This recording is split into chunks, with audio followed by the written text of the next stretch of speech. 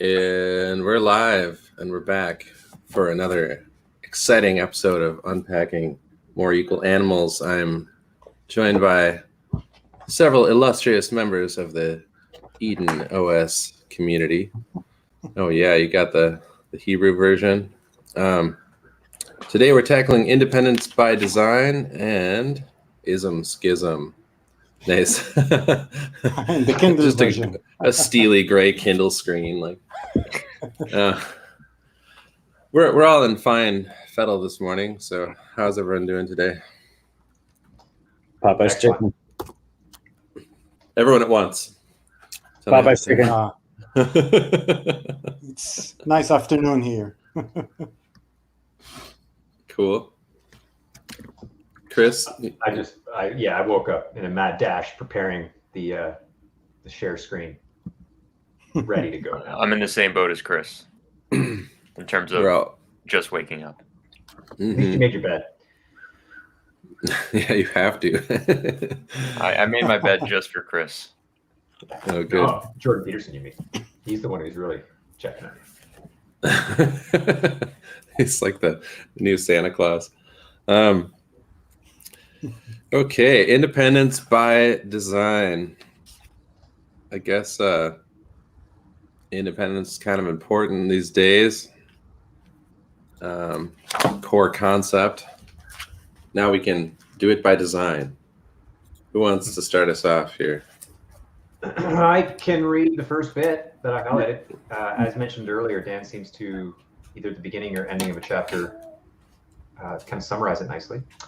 So this says, when negotiating a peace treaty, fair terms can only be negotiated among two people who have the ability to say no thanks and walk away from negotiations. If one person has something the other needs to live, then extortion is possible. To avoid extortion, all members of a political body must remain independent enough to walk away. Furthermore, after an agreement has been reached, the parties need the ability to secede in the event other parties fail to honor the treaty. This requires that peace treaties, also known as governments, are designed to ensure the independence of the parties. I like that. And if I could offer my, in this case, 2-sentence thesis from my summary. With independence comes negotiating power. With dependence comes subservience. True democracy relies on independent individuals and groups at every level of government or organization or society or community for their opinion to have teeth.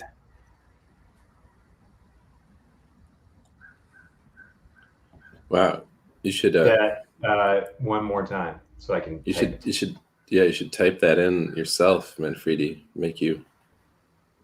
I think you have in fact shared the link, but I don't know where I have it. That's okay. Chris will get it in a second. Just say it again. Oh, yeah, okay, go ahead and say it again. With independence comes negotiating power. With dependence comes subservience.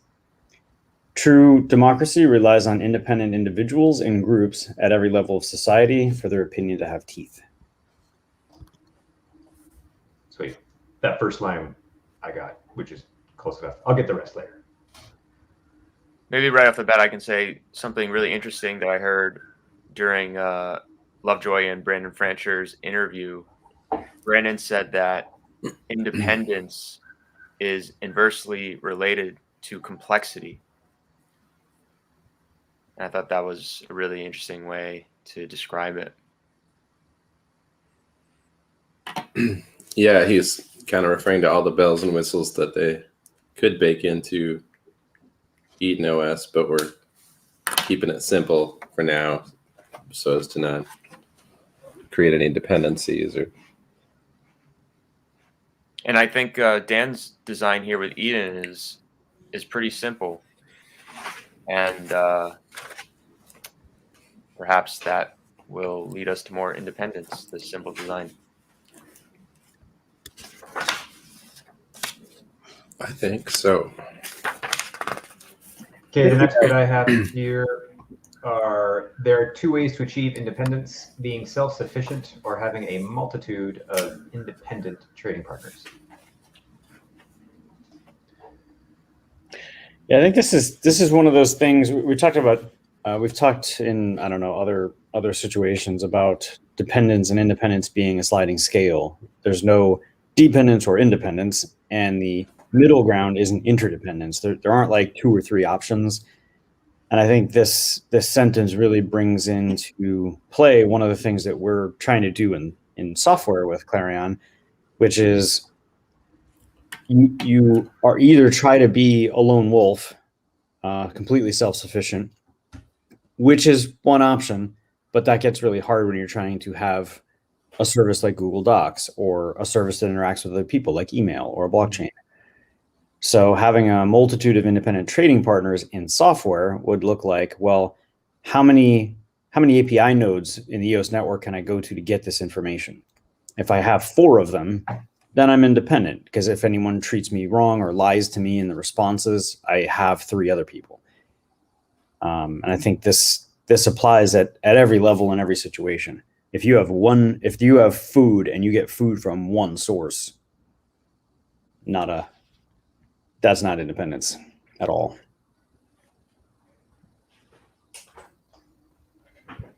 No, it's true. And being fully self-sufficient as far as food would be pretty hard. Yeah, super difficult because you can't control. There's too many variables that are outside of your control, like frost and drought.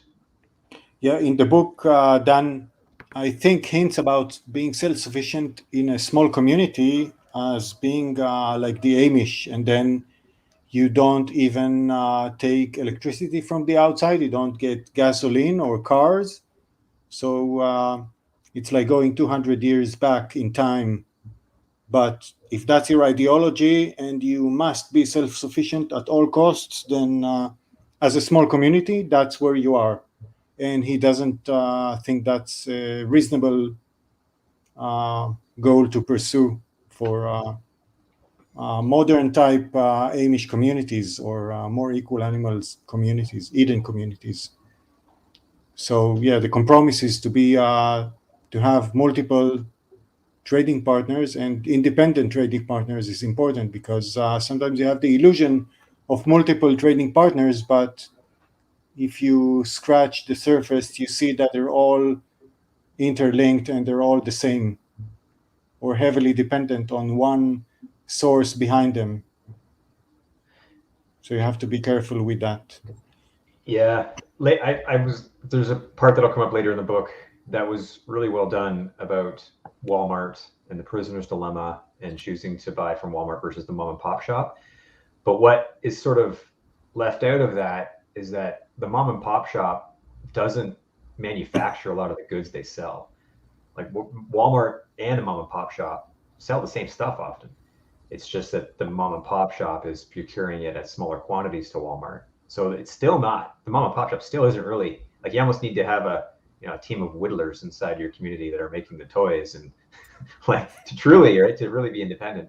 But we'll get there later. I'm sure we can talk more about it. I think this is one thing that's interesting. The larger the community, the more it should lean towards self-sufficiency because there are fewer trading partners.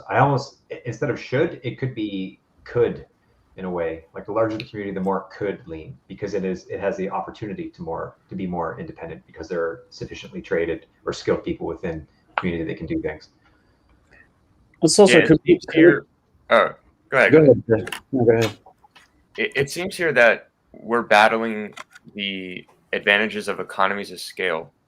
Mm-hmm. Like Ami was saying that, behind all these trading partners, there's one provider, and just the incentives of society seem like that partner, it just seems like a very tough hill to climb to kind of protect against centralization from economies of scale. Yeah, it's definitely a big cost we're not used to paying. And it reminds me of the efficiency versus effectiveness difference. Economies of scale is all in the domain of efficiency.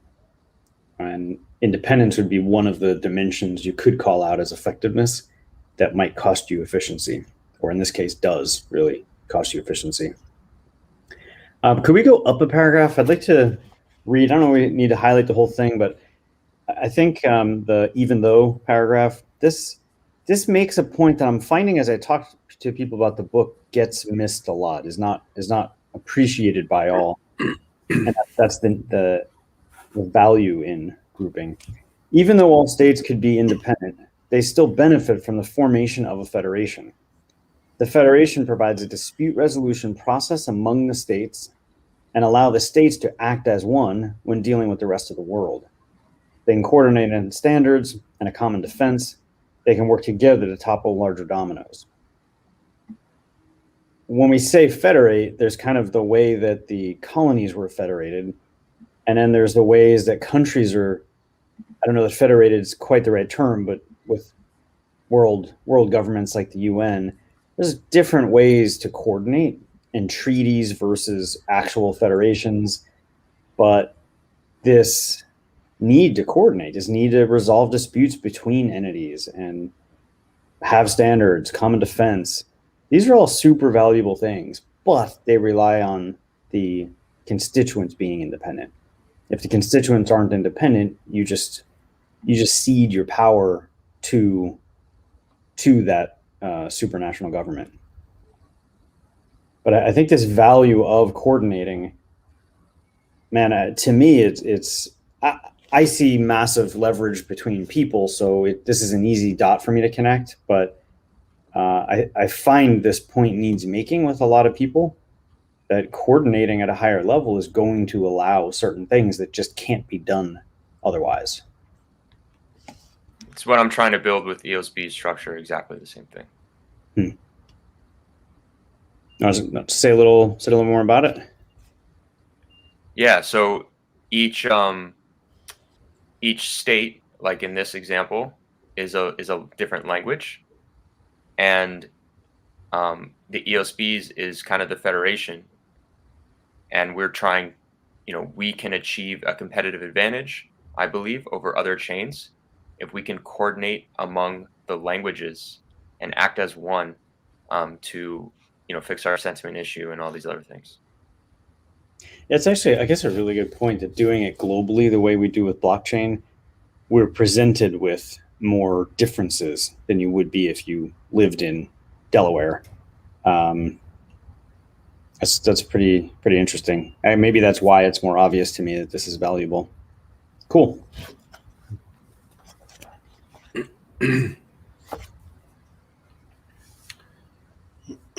Probably worth pointing out a consequence of independence is redundancy, which makes society anti-fragile against economic shocks and natural disasters. It's the first. I mean, he's kind of referring to redundancy up ahead or up above, but. Yeah, in the next paragraph, every community should produce its own power and grow its own food. The electricity it produces should be derived from its own renewable resources.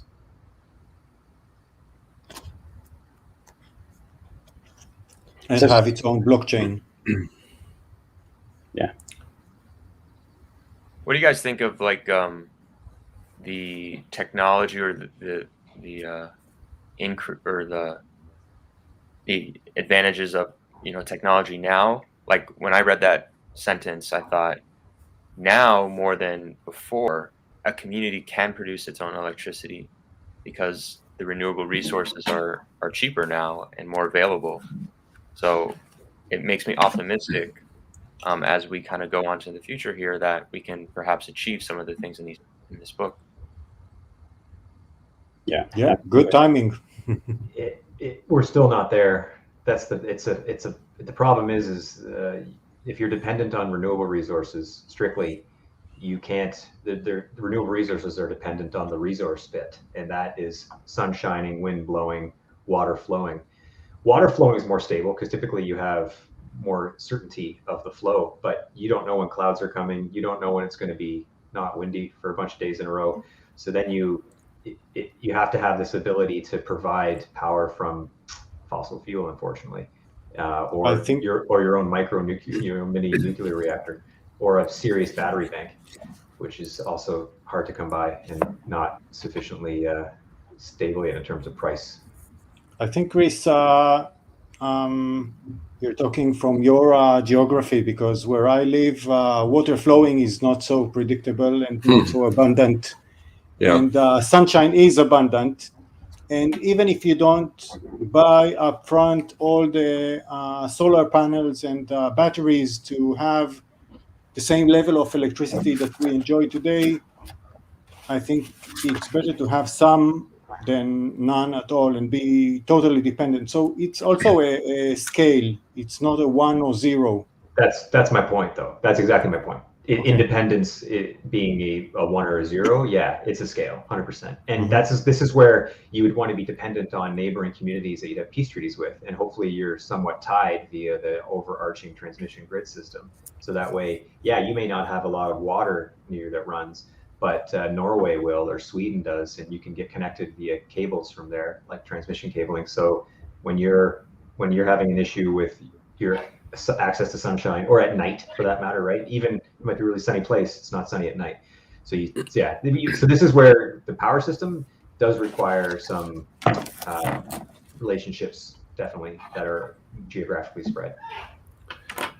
Well, there's also the inverse to this whole thing, which is that, we don't, like, communities don't necessarily need to reproduce the level of the glut of energy consumption that modern society is accustomed to. There's like a whole other dimension of efficiency gains through doing without certain things that modern society probably would freak out to have to do without. Nevertheless, like, by kind of cutting back on our need for energy, we can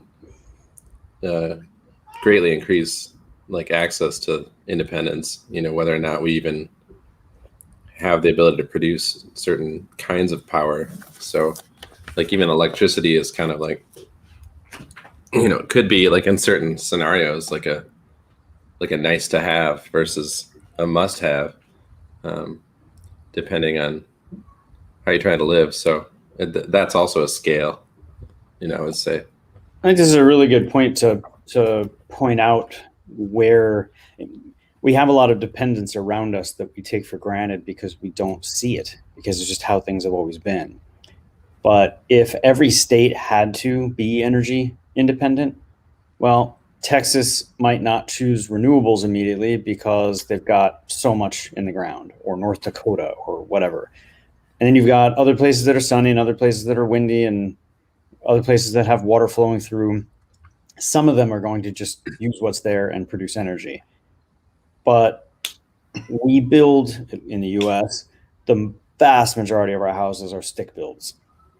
That wood is not coming from nearby generally. And it's not a form of construction that makes sense for every location. And I think if we had that per state lockdown where it had to be energy efficient or energy independent, yeah, you'd see dramatically different forms of, I think, like Adobe, and if you know what earthships are, like there's lots of alternatives that would rebalance the equation through other means, but we've grown dependent on cheap 2x4s and standard construction material. Right, exactly. Yeah. Dan gets into it later, right? In the book, where the rapidity of growth would be slowed. There's that beautiful sound again. The rate of rapidity growth would be slowed if we were trying to be more independent in making use of local resources and not this lack of sort of this cookie cutter approach. Everything's a stick build, but it's quick. So now we just draw on the resources from somewhere else and we do it fast and we get it right away. But that comes at a cost.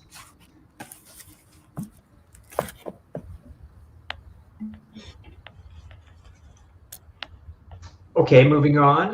Let's see what we got here. This highlighted a community that fails to be proactive in defending its independence will gradually be consumed by those it depends upon. The more dependent you become, the more painful and costly it becomes to regain your independence. I think this is that's a salty one, because we are so dependent now. It makes the path to independence very daunting, and almost makes you not want to go there. I'm not very good at whittling children's toys out of wood. No. No, can't do those. Start practicing. You'll have time to learn when the power is out. Don't worry. Yeah. Right. There's a lot of just savage phrases and kind of realizations in this book, and this is certainly one of them. Mm-hmm. Savage. Damn, that's savage, Dan.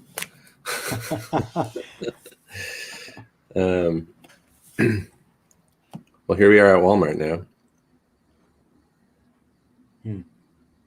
Yeah, like it was a lot to. It was a great example, kind of reminding people of what the prisoner's dilemma is, and then using that in relationship to Walmart and mom and pop shop. It could have all been highlighted, I suppose. It might be worth. We'll have to try to find a way to maybe condense that, because it's a good. Oh yeah, I think it's one of those light bulb moments for people to realize that they are in fact giving up a lot of independence and are playing the prisoner's dilemma game when they choose the local store versus Walmart.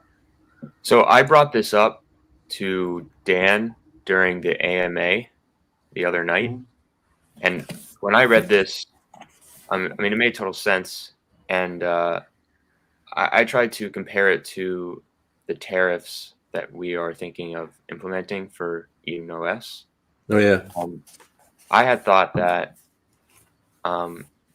perhaps our Eden community right now is too small, and therefore not independent enough to implement a tariff. And Dan, he had a good point. I mean, he was saying that it really doesn't matter. Like, it's kind of the wrong way to think about it. It doesn't matter how small the community is. The tariff is just more about protection. And there's this quote that I highlighted later in the book where, like, he had this idea of randomizing the, like, okay, so we're thinking of 5% right now in Eden OS, but randomizing that actual number, that's really interesting to think about too. But yeah. Yeah, I think his other point there was that it creates an incentive, even though it's a tariff, like we are small, we may not be able to satisfy all of we don't have the people to do every task we need within the Eden community. It does create the economic incentive for people to then join Eden, to take advantage of, they might be the only person that can provide the service now within the community, and therefore people are more likely to use them and save that 5% tariff.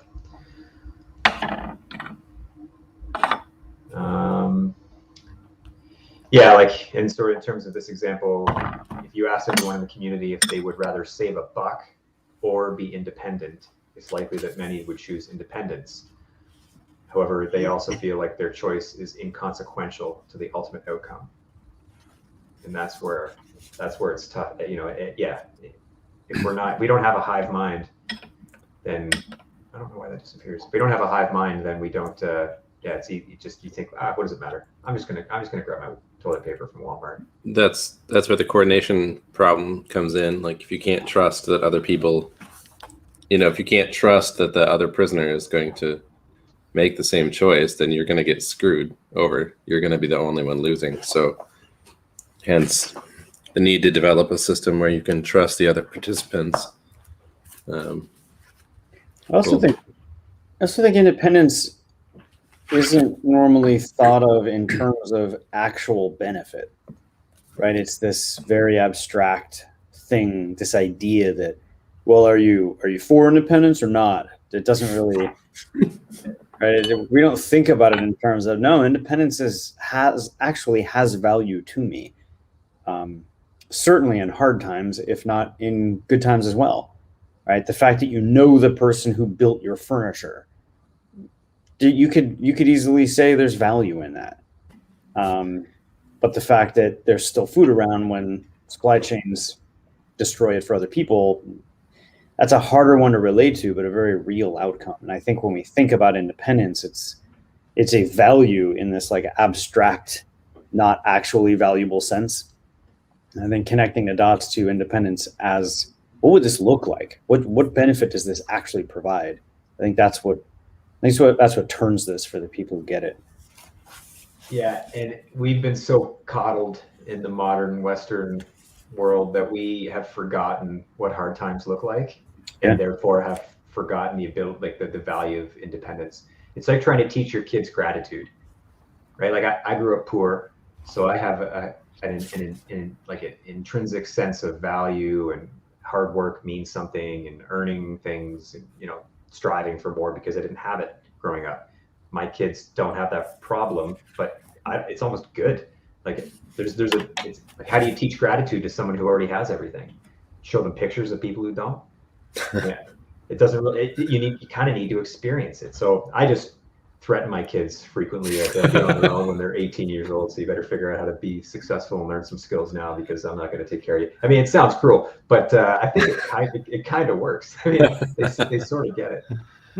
Well, and I've heard this quote going around a lot, but applied to this, I think it takes on deep meaning. Hard times create strong men. Strong men create good times. Good times create weak men, and weak men create hard times. And absolutely, it's a great one. That doesn't say envisioning good times creates good times. It doesn't say envisioning good things creates strong men. Hard times, actually living through hard times, forces the outcome called strong men. These are the 4 seasons or the 4 generations cycle in human culture. Yeah, exactly. That's a great quote. And we are definitely in the middle of the 4th turning. Puny, weak man phase. Everyone's coddled. I don't know what you're talking about. Everyone gets a prize. Everyone's a winner. Don't make me get my axe, Chris. Nobody's fat. Like all this bullshit. Anyway, our kids are gonna enjoy their hard times, right? They're gonna come out strong. Yeah, that's exactly how I've been thinking about this. We're producing strong men right now. Yeah, they just don't Lucky know it yet. them. Yeah, they're gonna thank us later. We still need to reach the hard times part. We're still not there, so better prep your independence in advance. I think that was a great overarching point that you make, Mike. The actual value of independence, like there are tangible benefits, and especially since like in America, it's become so posterized, and it's like independence has become a caricature. Independence Day, the Declaration of Independence, like all these things just kind of have this movie poster quality, where it's like nobody really connects the tangible benefits of those things anymore. It's just a red, white, and blue flag, and corn dogs and fireworks and beer. Like that's my. It's like that's what we're up against. And when you use the word independence, it's just like the term is being subverted anyway. It's pure classic doublethink. People don't actually consider what independence really means. It's just a fun day with hot dogs, like you say, right? Exactly. It's the same in other countries. Don't be too hard on yourself. Hey, we're the best at being wrong. Come on. We have No. Come on. We have just two colors in our flag. It's just blue and white. Oh, boring. You're right. We're better. No, just kidding. Chris, you can keep your butter tarts. We've got corn dogs. Why is it a corn dog? Like, is there corn in with the around? With it's the like dog? it's like a hot dog on a stick. But there's no corn, dog. like a breaded corn outside. That's called a pogo. Hello. Pogo? But there's That's what no we call dog it in there. Canada. We call those pogos. Wow. There's no dog. Anyway. Super off. Talk about. See, we're dependent. We're independent in Canada because we don't call them corn dogs. Good for you. A government that cannot defend the independence of the community as a whole cannot defend the independence of its members. And then without negotiation, there is no consent. Without consent, there is no true democracy. 2 great lines. Where are you? I am on, let's see, page 85. Oh. Okay. Can we jump back to the bottom of 84? The one that starts, the paragraph that starts with however. Again, just to the same point of the value of coming together. However, once a community gets to a certain size, social pressures are no longer effective. Dunbar strikes again. This is where a formal peace treaty can help the community reach democratic consensus on how to maintain their independence. This is the prisoner's dilemma, right? This is escaping the prisoner's dilemma, where the community is bigger than the number of people you can know and interact with. You have to have something else, or else you're subject to the prisoner's dilemma. And I think this is a great, very simple way to lay out. This is the value of a peace treaty. You have some means of a larger group of people coming to consensus on something that you want the benefits of locally, but can't produce the benefits of locally. Yeah, the peace treaty solves the coordination. Well, attempts to solve the coordination problem. If everyone agrees to it, then we are potentially coordinated at that point. Right. Well, you have to remind periodically the people what's actually in the peace treaty. Very true. We need to inculcate the peace treaty. We can just put it into the public indoctrination camps. I mean, schools. Sorry. Do we? Off topic. Okay, good point. Let's see. Let's move on. Please stop me if you highlighted something. I've kind of. Yeah, I didn't highlight any of the Walmarty stuff, although it is all quite good. There's just so much of it. Mm-hmm. Like, is it, after all, Walmart and other international companies are nothing but communities of millions of people, employees, operating under the governance of a shareocracy, ruled by shareholders. A shareocracy is governed by Pareto distribution and is therefore an oligarchy. So basically, Walmart, international companies, nothing but communities of millions of people, and governed by an oligarchy. I think to the savage word used earlier, there are a lot of statements in this chapter that I would say sound at first glance hyperbolic and not based in, not actually making a logical, reliable point, but they're all, if you do get into them, if you actually consider them, the end of this previous paragraph, in effect, there is no local community and everyone becomes subject to or dependent on a global community governed by the dictator CEOs running international companies controlled by Pareto distributed shareholder oligarchies. That's a lot of nouns and adjectives. So if we go back and just say CEOs of large companies become huge independent entities that are not democratic because the employees don't have democratic say over the entity, and then they become dictators. If we're dependent on them, a society can become dependent on what amounts to a dictator. I think that's a pretty crazy extreme that I don't think we normally consider at all. Yeah. Right. We think of ourselves as citizens of a country, but at the same time, we're part-time citizen of a country, free citizen, and part-time employee of a dictator company. And now people are asking, well, you want me to pay taxes to Eden, like a yearly tax, and you want me to vote, and you want me to participate, and you want to impose all kinds of limitations on me. So I'm going to be a citizen, a virtual citizen of this virtual community called Eden. But then you have to remind people that they already are citizens of several different masters. They have their country, they have their employer, maybe their church, I don't know, where they also pay taxes and have all kinds of duties. And it's another organization where you can choose to become a member of, but you have to pay taxes. You have all kinds of different duties if you want to become a member of Eden. So, but I think the difference in Eden and in other crypto communities is that I think there's more of an opportunity to quote unquote profit from your membership cost, like tangibly. I mean, it's one of the reasons why I love crypto, and so perhaps we have a better pitch than the other off-chain communities. Yeah, but you need patience because it's going to happen soon. TM, right? That's awesome. Well, I also think here it's interesting in those examples you gave, Ami. Churches are probably a pretty good example where independence exists.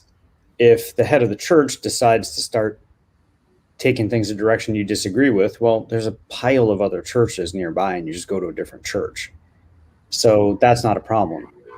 In the big tech realm, Google starts censoring you on YouTube, or Apple censors your app, or Twitter starts shutting down your account. What's your other option? That is the marketplace. There isn't an equivalent marketplace to go to. And you don't have a vote in Twitter, and neither do the employees. So it really is a dictator. Some person, essentially, or an oligarchy of a few people get to decide stuff that no one else gets to decide. Like, you'd have to have that mass movement away from a platform to counter that.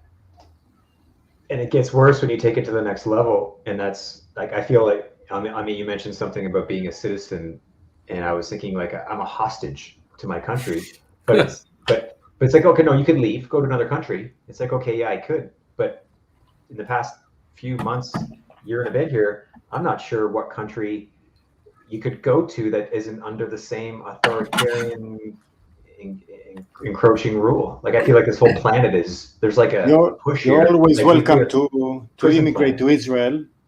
No different. I mean, that's the point. Like, I would escape the things I like to escape from in Canada. There's no, like, I'm not sure where to go at this point, other than some island that there's go to Liberland. Liberland, yeah. How long is that going to last when people want to take it? I think most of the citizens of Liberland don't live in Liberland. Anyway, so any listeners or watchers, I'm open to where's the safe place? Is there any? Come to Israel. When there's nowhere left to run yet, it's time to stand and fight, Chris. Ooh, you're gonna get us censored off of YouTube now. That is. I mean, I went to, if it's okay, a quick Israel story. I went to Israel, and beautiful.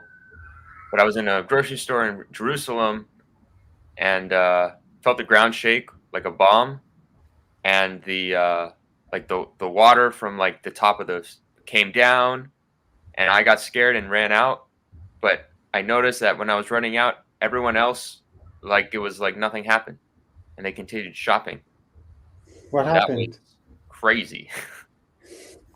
I don't understand what happened. I think I don't, like an earthquake or something, or a bomb. I don't know. You don't know. Which is it? Do they have earthquakes in Israel? Sometimes, yeah. Okay. Well, I pretty heard big ones, because we're at a connecting point between two plates. One is from Africa, and the other one is from Syria. And these plates connect in the Dead Sea, which is right next to Jerusalem. Okay. Yeah. Even tectonic plates have independence. Yeah. It's all connected. That sounds like a shocking event, especially with everyone else. No one else was Is that afraid. that joke? It must have been an earthquake, I guess. Yeah, it wasn't a bomb. Okay, moving on. I'm moving on to independent money. If no one has anything else, I mean, there were some good ones. No, I mean, I just think we shouldn't be afraid to use the word oligarchs and oligarchy. Like, I think it's the best descriptor of the current state of affairs with respect to like corporate shareholder rule. You know, he says at the bottom of 85, a shareocracy is governed by Pareto distribution and is therefore an oligarchy. and that's the majority of.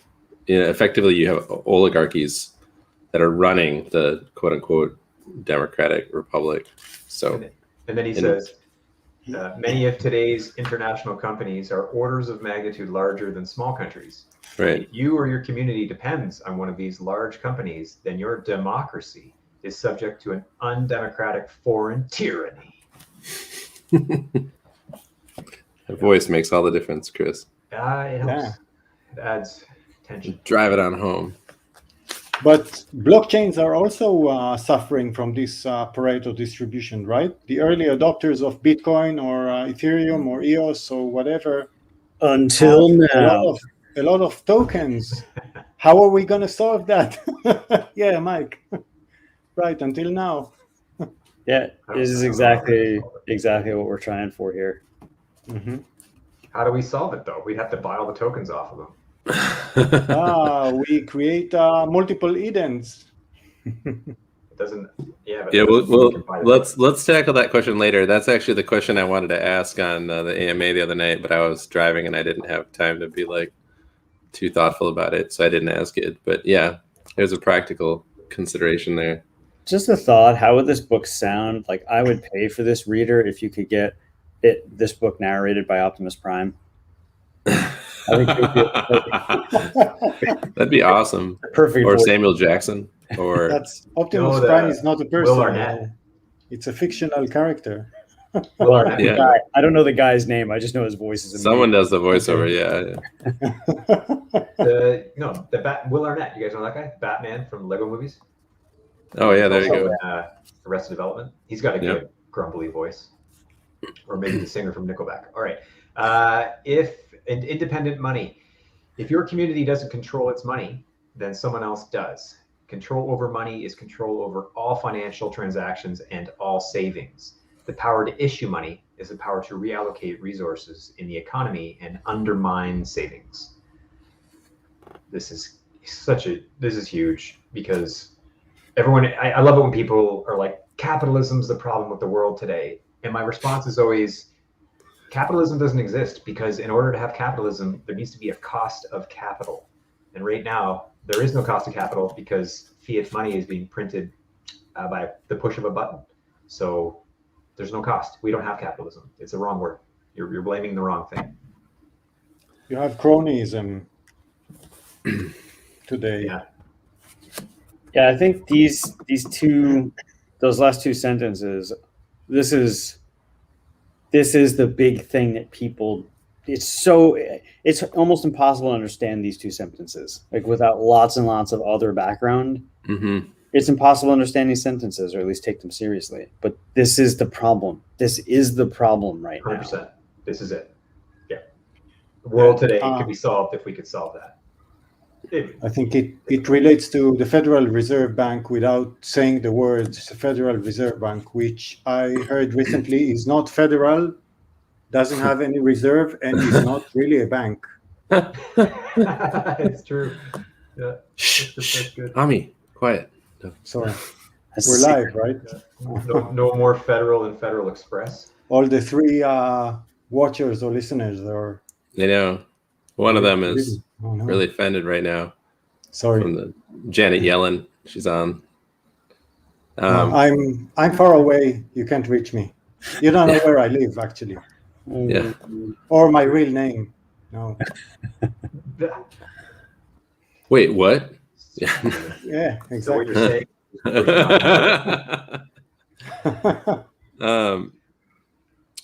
Yeah, good thing we have the American Crypto Fed. But that's another story for another time. The first DAO LLC coming in.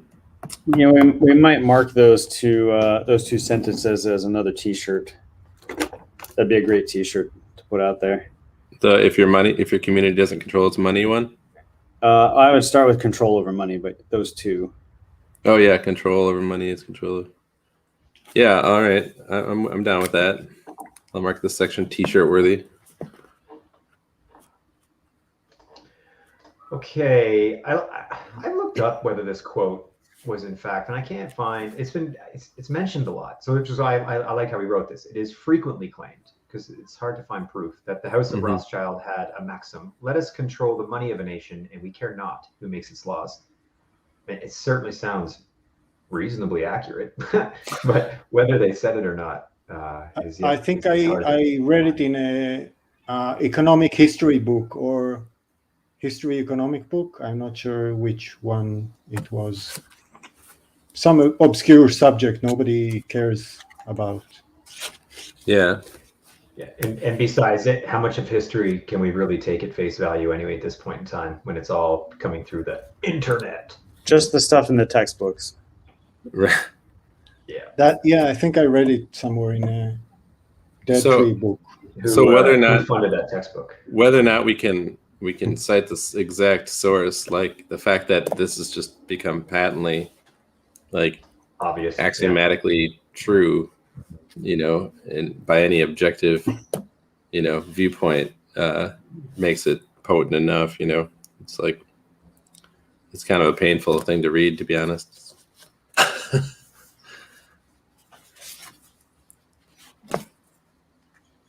Experience has demonstrated that central bankers can create booms and busts, pick winners and losers, and otherwise buy up any asset or bribe their way to any influence they want. But we all have to pretend that that's not true in order to get through the day. It's better if you just don't think about that. I'm pretty sure ignorance is bliss. Yeah, let's call this the Ignorance is Bliss podcast and just switch to like Winnie the Pooh or Ignorance is bliss. I can be perfectly dependent on everything because it's still perfectly blissful. I mean, things are quite good right now. Just because everyone gets a consolation prize for showing up, that helps people's feelings. Yeah, and things were good yesterday, right? So if they were good yesterday and they were good today, why wouldn't they be good tomorrow? The newspaper told And the me day so. after. That's right. The newspaper came. There's cereal in my cupboard, and that's all. The dark winter. It reminds me of this graph in Nassim Taleb's book about a turkey, and like the 100 days leading up to Thanksgiving, and yeah, right. Yeah, the farmer takes care of him and feeds him, keeps him warm. Yeah, it's a The great turkey's life. like, this is great. That comes later. Fat and happy line. I highlighted it. Okay. another very savage book. Mhm. Taleb. I didn't cover any of this, so please stop me if anyone has anything highlighted here. Talking about blockchains. What page are we on, Chris? You didn't highlight my things, right? I did, although I thought I did anyway. You only had a couple. Oh, okay. Never And mind. your pages don't 80. line up. We're on 86 and going into 87, FYI. Yeah, his is Kindle though. It's off by 14 pages. Oh, well. So Independent Money is the title. anyway, what? Yeah. So I didn't highlight any. Don't worry about it. I didn't highlight any of this stuff. I mean, he basically talking about using a cryptocurrency as a solution to your own currency, except then you're dependent on, if the state of Virginia is unable to produce its own computers from mining raw materials up to manufacturing CPUs, motherboards, and monitors, then building your economic system on top of this technology is building your most critical infrastructure, which I think is key, talking about your money, your currency being your most critical infrastructure on the foundation of dependency. Which is, but then he mentions most stuff lasts a long time, 20 years, probably taken care of. So if you saw that there was an issue coming with your dependent technology, then you could at least work out other supply chains or figure out an alternative before it's too late. Unless a solar flare comes, which I'm also really happy he mentioned, because that's a big one for me in terms of what to prep against. Because that is not a if a solar flare hits the planet one day, it's a when question. So yeah. Passenger pigeons. Damn, they're extinct. We'll work on it. Ravens, maybe. No, you got your crows right outside, Lovejoy. Mm-hmm. Calm Right. down.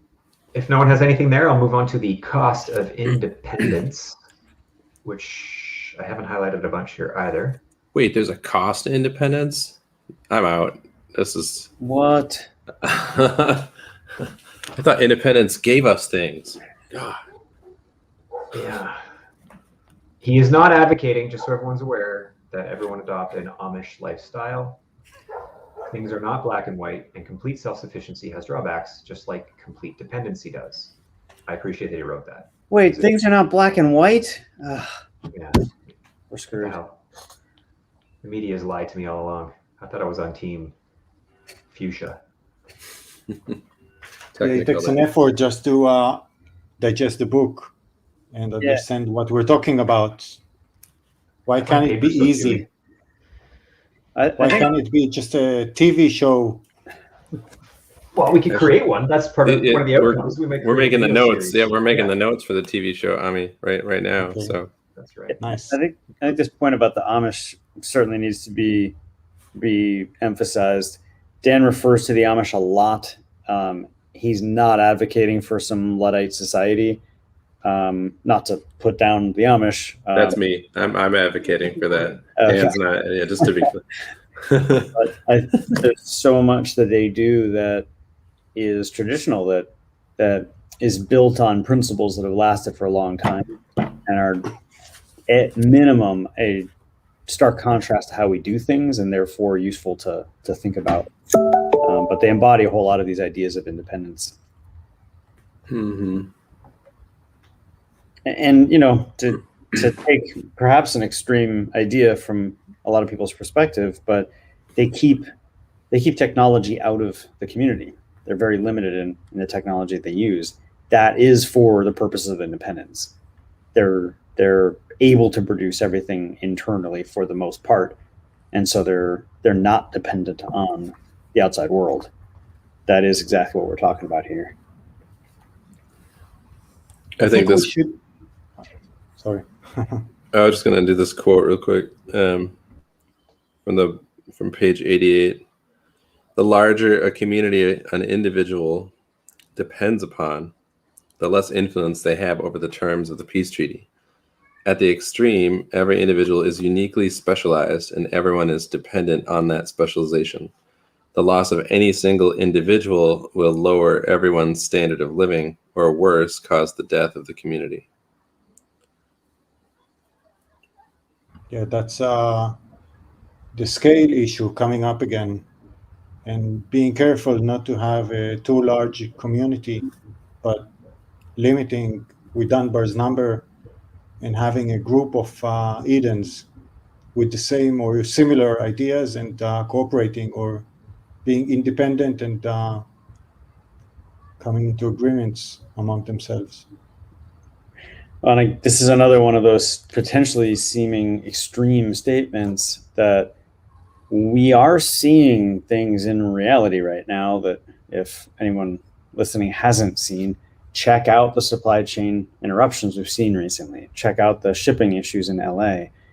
We do have a system where if the wrong person, the wrong industry, the wrong thing gets interrupted, we have a cascading supply. Look at rental cars in Alaska, I think I've mentioned before. It's a pretty interesting story, and you can actually see the cascade of, we don't have this, therefore this can't be produced. We rely on this being produced every year, so that impacts this industry, which has this knock-on effect the next year. It's the consequences can be pretty big, and we're not used to that. We're used to just having everything always. Just-in-time delivery was this great mantra of efficiency. Yep. For profits, but it is an absolute nightmare waiting to happen when it comes to supply chains and then the grinding to a halt of our entire system. It's going to happen. This is doomsday talk. I absolutely see this coming down the pike. Well, and we're going to get fucked. Just-in-time delivery, as designed, as far as I understand it, in Japan, takes into account a level of independence. By the way, I didn't know this part of the story, but just-in-time isn't necessarily a problem if you're taking into account the issues of independence. This whole microchip issue we're having in the car industry, there's numerous companies in Japan who don't have the problem because they stockpiled those things knowing that they were dependent. So then it's not just in time anymore. So they've I mean, yeah. It's better. No, that's the original just-in-time before it got simplified and distorted. Yeah, And like that was originally developed that way. That is what we call just in time. That's how it evolved. Do they have a different word for it then? Because just in time, like by definition, just in time. That doesn't. That wouldn't mean that. That's like the opposite of a surplus that you're storing. It's OG just in time TM. Yeah. No, it's just in time. The idea that we ended up labeling just in time included that. So it's just in time production, maybe is the way to think about it. It's not just in time reception of supplies to build. It's just in time production. Yeah, isn't it Kaizen? Their big manufacturing term, that process they use. So maybe it's just a translation into English called just in time, which actually doesn't mean that anymore. Well, again, it's just in time production, not just in time everything. We made it about just in time everything. I see. That's what broke the independence. Yeah, definitely the grocery stores are a good example of this. They used to be in the stockpile in the back room of the grocery store. You'd have weeks potentially of some supplies there, and now it's mostly empty, and everything that's in a grocery store is for the most part on the shelf, and there's about 3 days worth. don't tell that to the listeners or watchers of this show. Yeah, there's no toilet paper in the back. It's too late. Chris has already turned this Friday into like the gloom and doom hour. Listen, just because you're all fucked doesn't mean you can't enjoy yourself. Go have a I like to blame and Chris, and but corn dog. I should share the blame too. Lucky for us, there's not many watchers to this show. Yeah, and the two people that are watching are courageous individuals. So I might need 2 corn dogs tonight. Yeah. Yeah, just to like take the edge off. Go have a butter tart and a corn dog. That's how you know you're independent. Still, you can still go get corn dogs. And then right after you're done having that corn dog, read the part about being a turkey, getting fat and happy. Yeah. Yeah. Which we'll get to soon. I hear there are supply chains issues now in the UK. Extreme supply chain issues. I don't know if you check the international news. Yeah, I just read about one very recently. We're starting to see these knock-on effects for sure.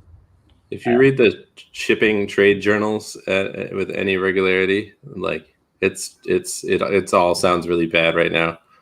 They're just like, sounds like an exciting read. Yeah, it's exciting, but it's also just Shipping like and trade journal. Wow. Oh no, it's fairly entertaining. Come on. I'm Isn't that what you do? Isn't that what you do to pass the time on a weekend, Chris? Come on. No, I 6-pack of football. That's what I have it on my nightstand. That's how I go to sleep. Okay, we're totally off the track here. Let's let me bring us back. Interdependence. The larger, here we go. The larger community an individual depends upon, the less influence they have over the terms of a peace treaty. At the extreme, every individual is uniquely specialized, and everyone is dependent on that specialization.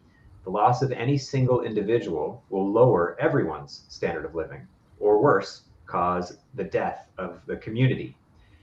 And then also matching here, in fact, an individual's independence usually depends on the independence of his community. I like this because the idea that I find a lot of people, especially today, I know someone, in fact, a friend of our family who's kind of last minute just moved to the US from Canada, and they don't really have a community there. They're just going to get a plot of land and somewhere rural and think they're going to be able to be all hunky-dory out there. But the idea preppers think that they can just be on this little island and somehow be sufficient. They're delusional because there's no way they can satisfy all of the requirements they might have. Like, unless you're just an absolute jack of every freaking trade there is, and you have a 3D printer that prints, and you can design your 3D printed parts for all the components that break down in your wear and tear, you'll never be fully independent as an individual. So the fact that you need to be independent on your community, like you need a community in order to be independent yourself. One day you wake up and hurt your knee, and you can't bend your leg anymore, and see how independent you are without other people around. Yeah, that's the biggest flaw in the idea of prepping, is people try to do it in isolation. And It absolutely. This is where I think we need an Eden commune somewhere. I'm advocating for a future Eden commune, and I will help bring the renewable power. Just DM, give me a DM. I'm there. I think also the proximal relationship to this this statement is the example earlier about the mom and pop store. If you know the mom and pop store and you support the mom and pop store and you buy everything there instead of the big box store, well, good on you, except if they're buying everything from the same source as the big stores, then the big source goes away or the big source becomes dictatorial. The mom and pop store suffers the same way. Or if there's only one mom and pop store, that's not independent. And so mom or pop or mom and pop dies and there's no son or daughter to take over. Well, then, it either gets replaced or just goes away. Either way, the individual is now dependent on, well, everything I got from the mom and pop store, am I really independent? I'm not independent if they're not independent. Yeah, and that speaks to the importance of succession planning as it relates to your independence. Because how many farmers do we know, or I know quite a few, that their kids have zero interest in becoming a farmer themselves. So then then their land gets sold off because now the kids make a bunch of dough and they can go live in the city. And that farm is owned by a factory farmer who comes out with multi-million-dollar machines, and they monocrop and they spray glyphosates all over the place. And it's just yet another dependency now, because you're dependent on fertilizer providers and dependent on equipment manufacturers. Otherwise, you couldn't manage the land. And yeah, it's all a spiral to hell. Sorry, I love butter tarts and corn dogs. don't blame your farmer friends for not instilling the love of farming the land on their kids, and don't blame the kids for not being interested in that.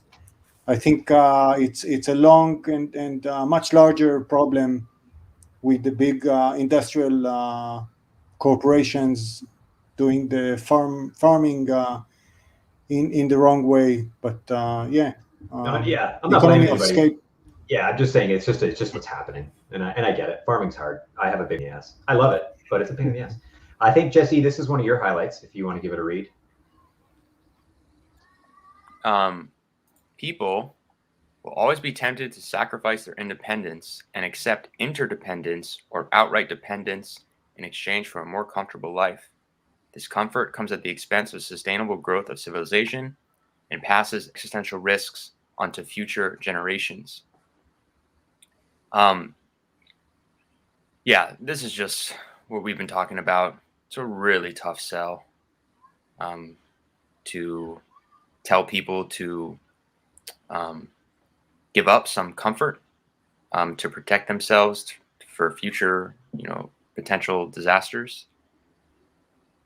Really tough. Yep. Which is why you can't sell it, and it has to just be through experience. It goes back to the idea, how do you teach gratitude? It's by having sweet fuck all, and then you learn to be gracious. You learn to have it. So tough sell till it's squiggling on their face. That's a great point, Chris. This cannot be sold. This has to be experienced. The pain has to be incurred, and then people will learn. Unfortunately, at least I think a few people get it and are willing to think outside of themselves and can recognize the true risks. But unfortunately, the modern masses don't get it at all. Right, and the point is, if you have to sell it, there's no way you can sell it. Yeah. We'll try, though.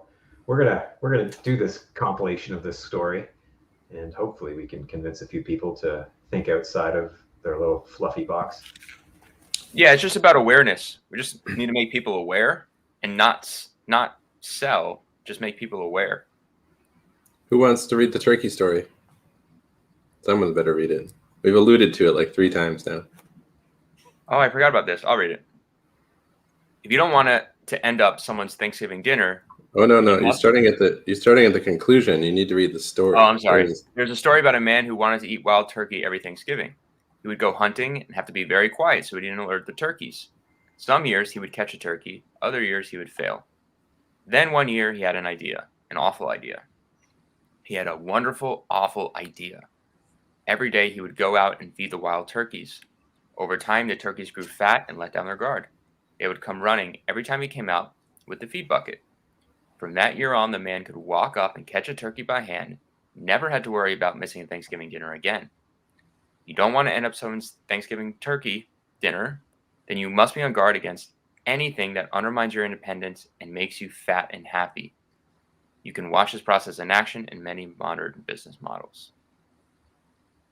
Companies routinely offer customers free services for years in order to grow a network effect, undermine competition, and build dependency. Once dependency is achieved, the company changes tactics and starts leveraging their position to extract money and power from their dependents. Yep. Classic. Amazon. Google. Yeah. Two All of the biggest about- companies. But and this look at person that. didn't catch a wild turkey anymore. He got domesticated turkeys, and they were feeding on corn probably and not grass. Not as healthy. Right, and now his health is suffering because he's eating these sad, kept turkeys. Oh no! And he didn't know. stay fit by chasing down. He had to hunt and actually, persevere a bit to catch. Now he's a fat man himself. Roll up to the old turkey trough. Little stud legs. That's karma. There's one sentence in this section that always sticks in my craw a little bit, which is and maybe I'm splitting hairs, but I always I don't know how to resolve this exactly. It's right at the beginning. He says, one could argue that when two communities are interdependent, neither party has advantage over the other. It would be like one individual controlling the water and another the food. In such an environment, one could expect a fair negotiation position. Unfortunately, interdependence is not a stable equilibrium.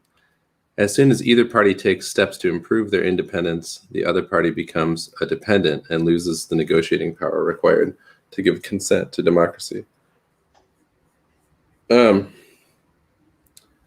It's such a slippery topic.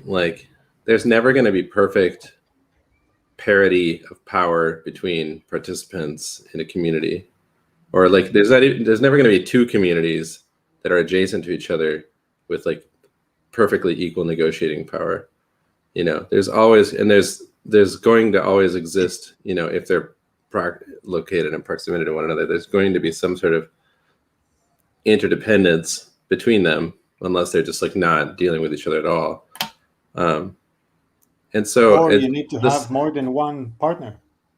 Right. More than one partner, multiple trading partners. But I feel like this always hurts my brain a little bit when I read this, because It's too black and white. I think it's too black and white. Yeah, I read it's this too, and I kind of I didn't necessarily agree with this. I found it was just too simple.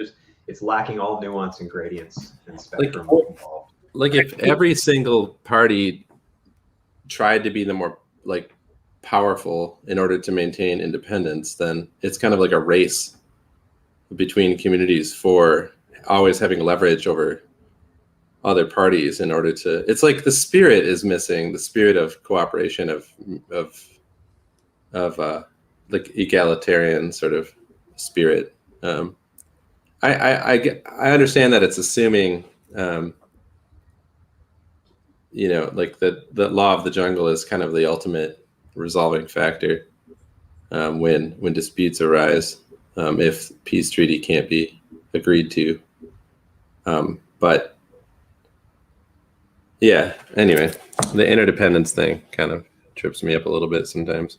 What, Lovejoy, could you articulate what specifically about it? Is it the lack of cooperation that, because I completely get this statement, and I'm curious what's off about it for you?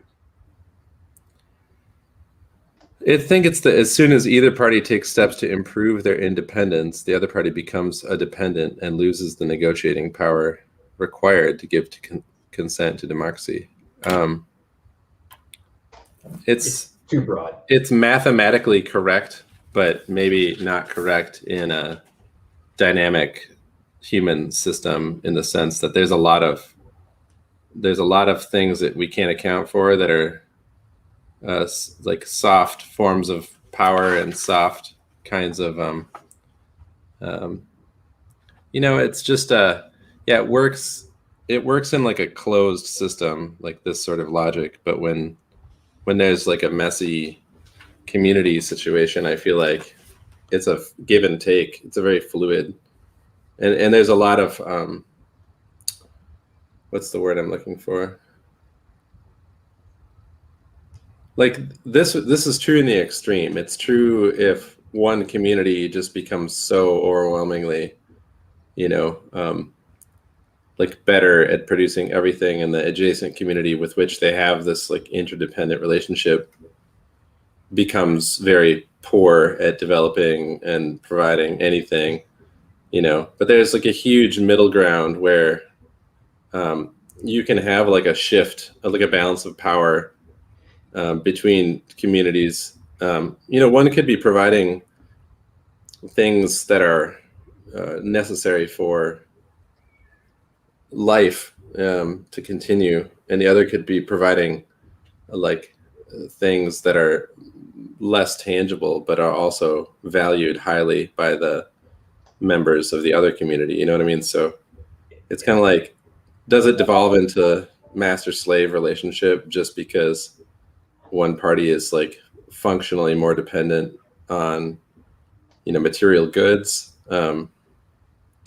Maybe on a long enough timeline, yes, but like it's not like, I don't know, it just seems to be aiming for like this perfect form of equilibrium.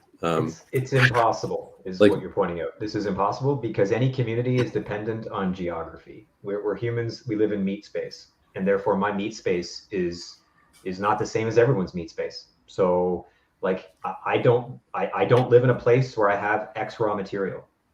Doesn't like it, so there has to be peace treaties amongst communities, and so that like this, the interdependence is unavoidable. That's the problem, because you just unless your community is the planet, in which case good luck with secession, then you can't have everything that one might need. So there is interdependence is a truism. There has to be interdependence because you can't cover enough land to have everything that you might need, unless you just choose to forego certain things that other geographic locations can produce that you can't. So I think that's why this is hard to because it says it takes away from the fact that interdependence is a truism, and instead it sort of says it's stable, but then if one side becomes more dependent, more interdependent, or more independent, then the other side becomes dependent, and it just doesn't. I don't think it fits in a geographically dispersed world. Well, let me add in the social element that makes this seem perfectly stated in my mind, which maybe it's just what's not said here. And I'm going to read another quote that Google is informing as a spurious quote. So without going into who said it or if it's a real quote or whatever, we've all heard some version of the quote, "Eternal vigilance is the price of liberty." Mm-hmm. I've heard it, my variation of it, my spurious variation has been independence. The cost of independence is eternal vigilance. And I think that's what I hear this paragraph talking most about.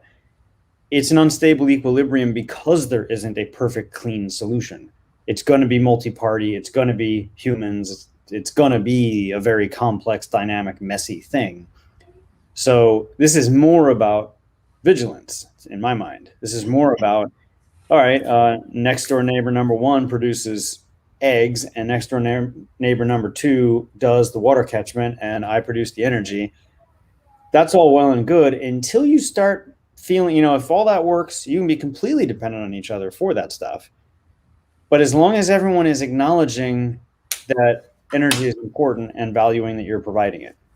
And if one of your neighbors starts to get ornery and not offer you eggs because he doesn't like how you put your, flag outside your house, or how the color you painted your house or whatever, I think in my mind, this is a question of be always vigilant about the source of your subsistence, because if something goes wonky, you're going to want to start collecting eggs. You're going to want to look for another source of eggs. So I don't read this as like any perfect ideal being stated here. It's just more a warning of interdependence is fundamentally unbalanced because it's so complex. So be aware of that. Mm-hmm. This paragraph is a party pooper, and I think we should not highlight it. What Mike was saying reminds me of just idealism in general, and like some of my thoughts, like Dan's ideas, they're revolutionary, they're great, but sometimes they come off to me as idealistic.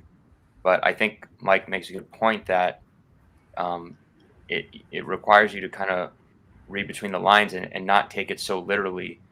And of course, he's not saying that it's a perfect, like there's edge cases and because you can't write it that way. Like,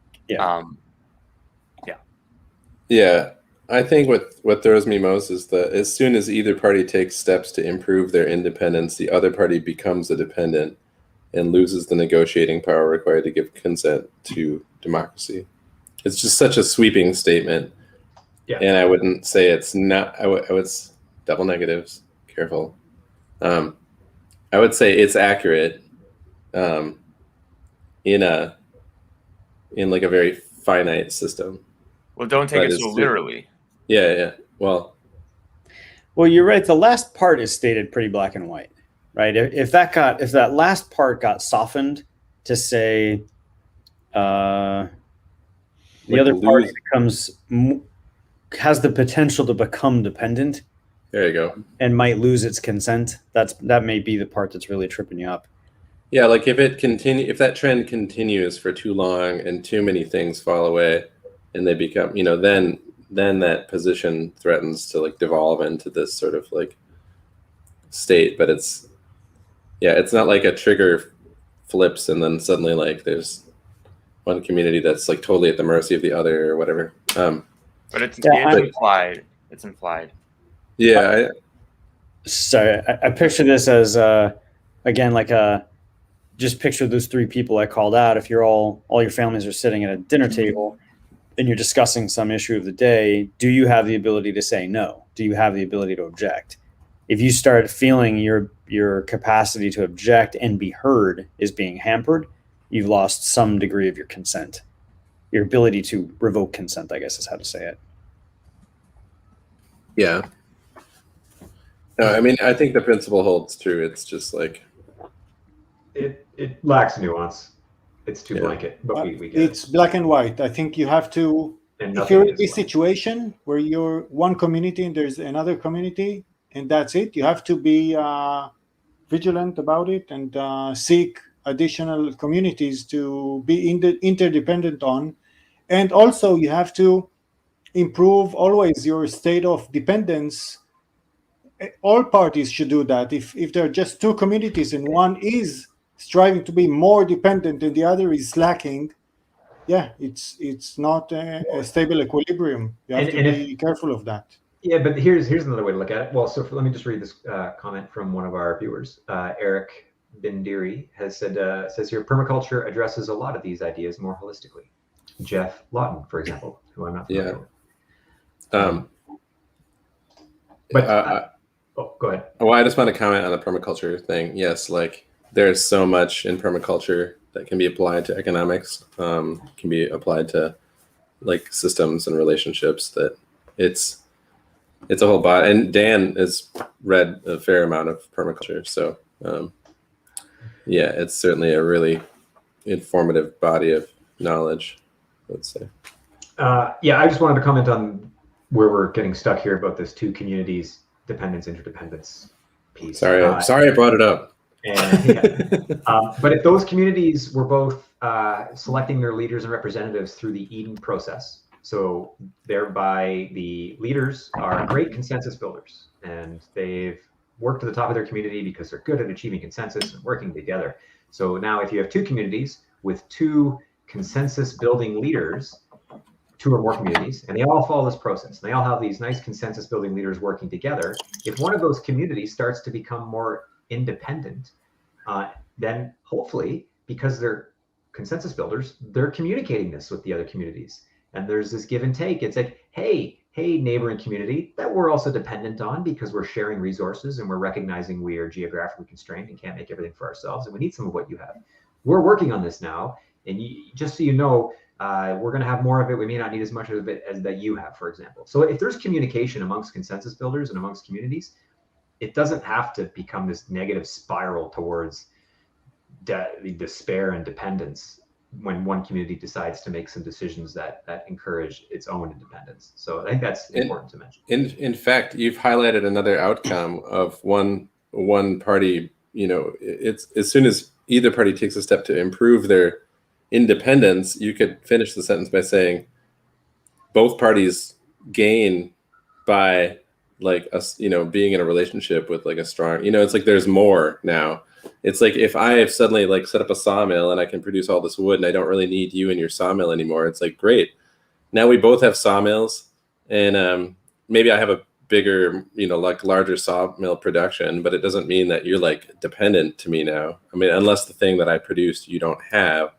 It's like if one day I stop producing eggs and you can't have pancakes anymore and your community's been relying on pancakes every morning and that's major food source for you, then you're in a pickle. Because you were relying on me. Sorry for all the food metaphors just being mashed together like that. Pickles are more keto friendly than pancakes. Well, I do the buckwheat pancakes. So go ahead. But ideally, if you have two communities and you're both making improvements to your respective infrastructure and services and products you provide, if you're communicating in a collaborative sense with the other communities, maybe you might work together and think, hey, we both could kind of benefit from more of this. So I can do that. We're going to work on that. And the other community, oh, excellent, good. Yeah, that's a great thing. You know what? Maybe we can work on this. And so if there's an idea of this, fractal democracy where these fractal little bits of democratic groups are working together, not exclusively in opposition to each other, then they can actually achieve more collectively. So, anyway, that's idealistic, I suppose. No, go ahead. I think that's a really good thing to call out. And one, I love the idea of if you have consensus builders leading communities, that means communities probably are going to build consensus between each other. Look, what we're trying to do is make sure there's a foundation that those kinds of people can do that awesomeness on top of. So I think that's some of these sentences that are a little more edgy or, harder to digest. I think they land in that category of, there's a lot of great stuff that can come out of a system based on this, but we got to talk about cement and rebar and, basement-y kind of stuff to make sure that we can build a beautiful house on top. And maybe we need a book about the beautiful house as well, but a lot of people have written that. So the foundation sucks. And Dan offered, like the paragraph that I chip in on is a warning, and this book is filled with warnings about like, don't go down this path because you'll slip into this bad situation, and that's great. Like he's good at providing. He's good at looking for ways in which systems devolve or like relationships devolve into like less than optimal arrangements. So that's great that he is able to point those things out. I'm just the guy who's like, well, it could work if, so, Okay. Anti-fragility and independence, coming from Nassim Taleb's book. When we were talking earlier about preppers who try to just think they can do it on an island, yet they prep with technology. Keep in mind that technology, on the other hand, is fragile and breaks down without constant maintenance. So if you're going to be a isolationist prepper, you better be really good at fixing shit. And look at every single thing that you're using, and can you repair it? Can you fix your water pump? Can you fix your solar panels? Can you fix your fridge? Can you fabricate metal or plastic parts? Right. Anyway, so randomness in life is like a test for dependencies. It prevents us from taking anything for granted. which I think is a great line. Randomness in weather, randomness. Yeah, and let's provide some context on randomness. I think we've already done, I know the chapter on randomness I think is still upcoming, but let's provide some context on randomness, because it is fundamentally how I think about this, and I'm realizing the more I talk to people about this that this is an association I made that's kind of weird to most people. Randomness is what you run into when you're out in nature. You walk into the woods and it's going to, quote unquote, randomly rain on you, or be really windy, or have a suddenly cold night, or whatever, right? Stuff is just gonna happen. Nature doesn't follow a schedule we get to say anything about. So when we talk about randomness in society, that's kind of an anti-thought. It's a weird thought when we consider society, because we want the dumb thing to reference here, but the trains to run on time. We're used to schedules. We're used to stuff going the way we think it should go. We imagine we're not part of nature. I just want to parenthetical that. Yeah, exactly. Well, he says it right here. As a species, we work our whole lives to eliminate randomness and bring order from chaos. We aim to remove volatility from markets, income, food, indoor climates, and outdoor climates.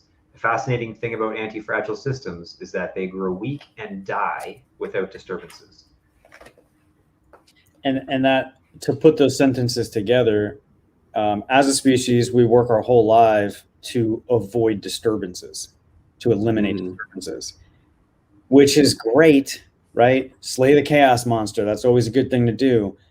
But if you forget that that's what we've been doing this whole time, and you forget that the chaos is out there, it's catastrophic. Randomness, this introduction of randomness, is bringing in that very natural randomness that is out there, right? The person ultimately, when you go to the store and you pick up your frozen chicken in a styrofoam container, well, someone had to grow the chicken. Someone had to have the feed, someone had to have the land, someone had to have owned the chicken. Like, all this stuff went into producing the chicken. And that person is experiencing the randomness of nature. If it rained too much and there was some caterpillar infestation or parasite or something that kills chickens, like, there's all this stuff that can happen at the beginning of that supply chain that can trickle through and affect you. But we forget that because there's just always frozen chicken. Frozen chicken is just the thing that's at the store whenever I want it. I mean, forget that there is a source that is experiencing randomness. It is experiencing randomness. And you're not part of making sure that system is anti-fragile, right? Are we producing more chickens than we need? Are we producing chickens in multiple climates that won't experience the same natural disasters, right? There's all this bringing that randomness to the foreground, the way Dan talks about. That's the source of that. And I think that's a critical thing to wrap your brain around. It. That's why we're talking about randomness, because it is actually out there and we're just negatively disconnected from it. Yeah. I don't know if you guys are familiar with the agricultural model known as the CSA, or community supported agriculture, where basically because normally farmers take all the risk of the randomness alone and then just try to bring it to market. But in the CSA, you pay the consumer, or the shareholder or whatever of the CSA pays for a year of vegetables, no matter, or whatever the CSA is providing, no matter, ahead of time, no matter what the weather is going to do. They take the risk with the farmer, and the farmer does their best to deliver whatever they can, under the circumstances. That way, the farmer is not solely bearing the brunt of it. And I just wanted to, which is an interesting way around, kind of a way of distributing randomness in a system. And the other thing I want to just quick say is,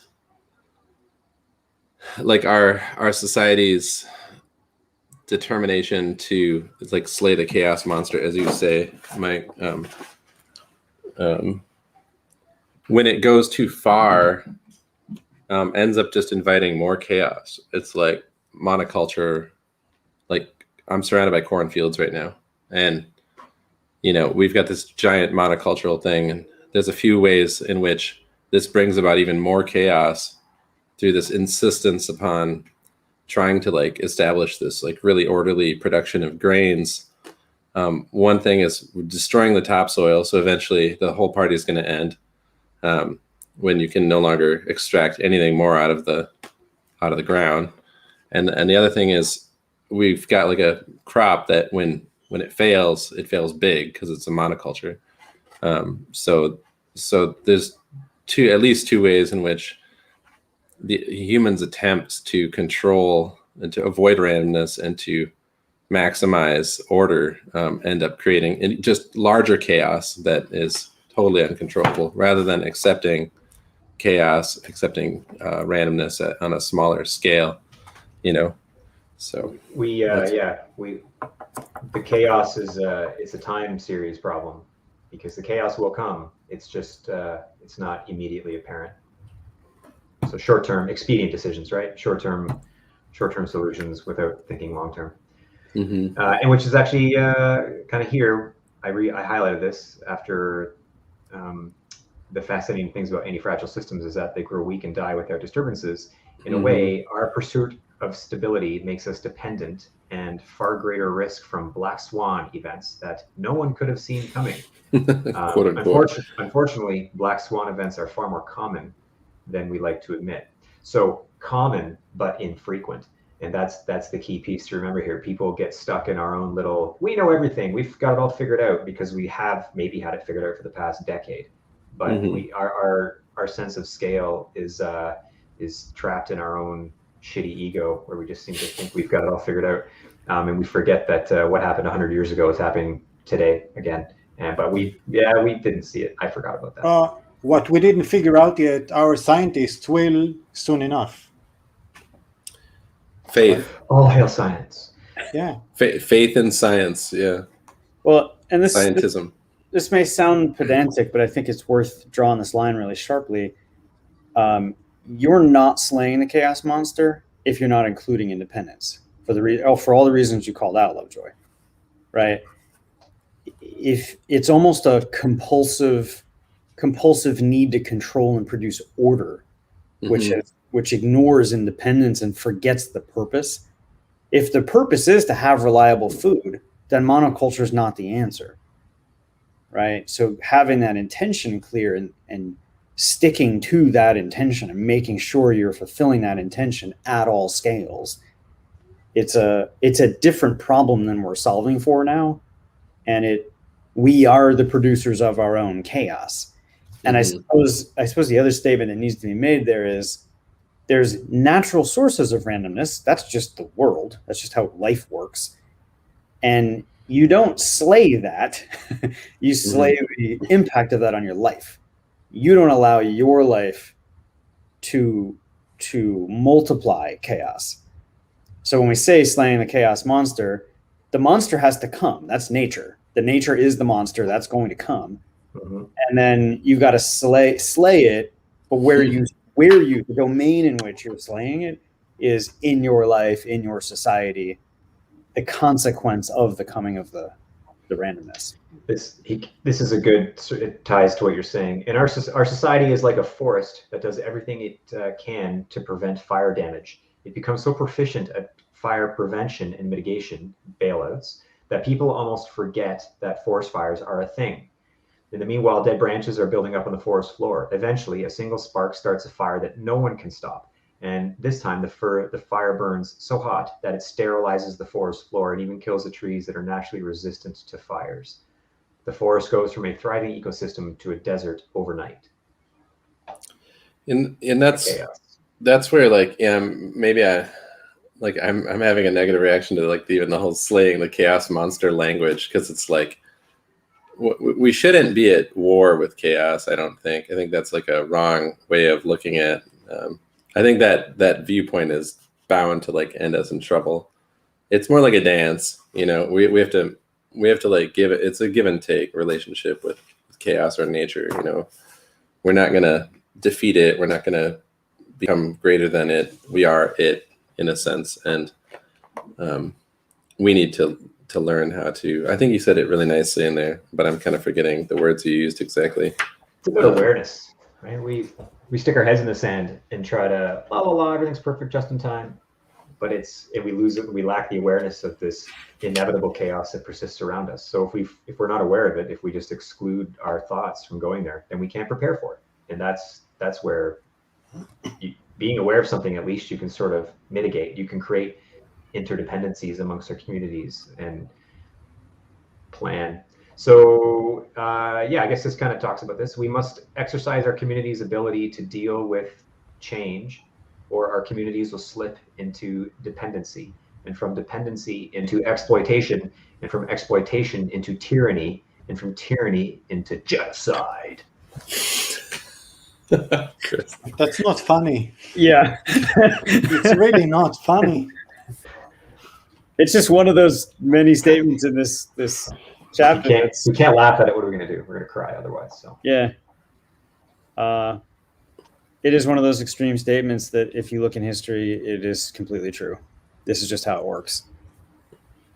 It happens over and over again. Yeah. I want to go back and object to phraseology the way you guys objected to that one earlier. Yeah. I don't like, let's see, I've lost my place here. Go up one more paragraph. The word almost, yeah, that one. Our society is like a forest that becomes so proficient at fire prevention that people almost forget. People forget, period. There is no almost. Like this can't be said enough to wake people up. We talk about history. Those who don't learn from history, man, there are patterns that have repeated and repeated and repeated and repeated, and we just are blissful. Ignorance doesn't begin to cover it. It just doesn't even begin. It's not even blissful for a lot of people. It makes you want to strike through that word in all the copies, the printed copies of the book. let's Can we do that? break out the red pen. I've got a red pen right here. flash mobs at every Barnes and Noble and that still exists. Yeah. On But Kindle, yeah, you can do that for even for sold books. Yeah? But that ties into that last statement too. Man, history tells us what leads to tyranny. And man, if you're not studying what leads to tyranny and being vigilant against it, I don't know what you're studying history for. You might as well just not study history. I think most people just aren't studying history. Don't study history, yeah. You have exactly. Netflix. What do you mean study history? You have Netflix. You mean Game of Thrones, like season 3? That history? I didn't watch that, but yeah. Well, you're not studying history then if you don't know what happened with House Targaryen in season 3. Anyway, I didn't see and any besides, season of that. Most of and even the idea of studying history, whose history? Who got to curate that history? Who these historical facts, quote unquote. Meanwhile, how old is Egypt exactly, and how did they make some of those stones fit together in the Inca? Yeah. So let me turn this into a hard statement we can work with. I think primary sources, right? How do you study history, right? Primary sources, data.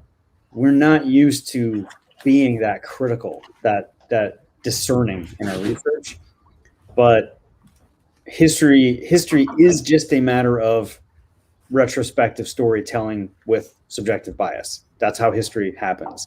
Yeah. So getting into the data, getting into the original letters, if you can, right? The primary sources. There are alternatives to study history that will give you a better view of it. They're messier. You deal with the ambiguity that was there back then, but that's what there is to grapple with. And the parts that can't be denied, the data. There is plenty of data in plenty of situations that can't be denied, and man, that's the stuff to pay attention to. It's unfortunately just that, back to rational ignorance sort of dictates that it's not worth it for most people to study history.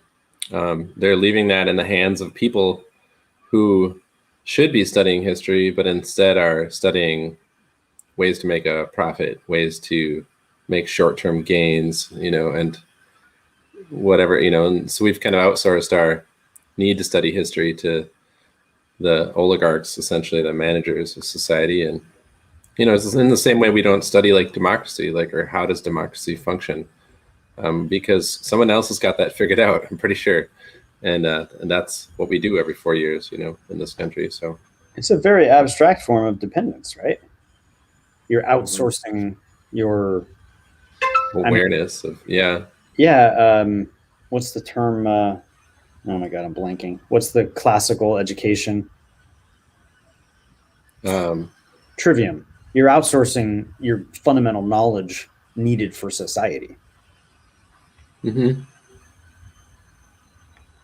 As Charlie Sheen would say, plan better. And we're outsourcing our knowledge of money, right? Absolutely. Nobody wants to learn about deficits and inflation. There's no inflation, right? Or if there is, it's not too bad. Well, even the word inflation is obfuscated. Does it just mean increasing the currency supply or the increased cost of goods?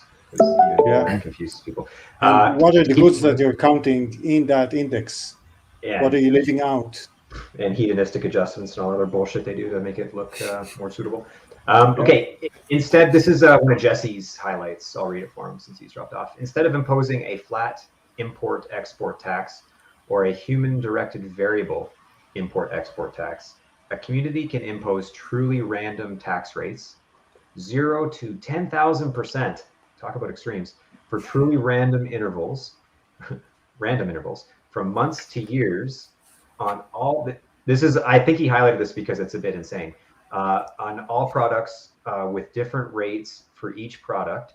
Such a system has the ability to identify dependencies and crush it. I added that part. That may not be obvious and ensures the community doesn't get too comfortable with workarounds to fixed tariffs, which could be too low or too high. It has the added benefit of ensuring that tariffs don't become political in nature, but remain focused on the intent of building the strength and independence of the community. I just think we need to reduce some of these numbers, and maybe months is too short of a period. Reduce, you mean 10,000%? That's a bit high, yeah. How about reducing the 0? Can we start with the negative number over there? Sure. Who's going to pay for the difference? No, that doesn't make sense. Well, you subsidize many things, right? In your community right now, you have subsidies. Yeah, it's just you're not aware of them, but there are many subsidies. Most subsidies are paid for from an inflated currency supply. So I don't know. The idea or of tax income. I guess, but right, a negative tax rate is a subsidy essentially, right? So, or maybe start with a small but positive number and make the minimum not 0 but 5%. I don't know. I'm just throwing ideas. It's not just the 10,000% that pops out to me. Well, and Dan talks about biology a lot. So I think if we came from a biomimicry standpoint, famous famines from history, they're just unrelenting, right?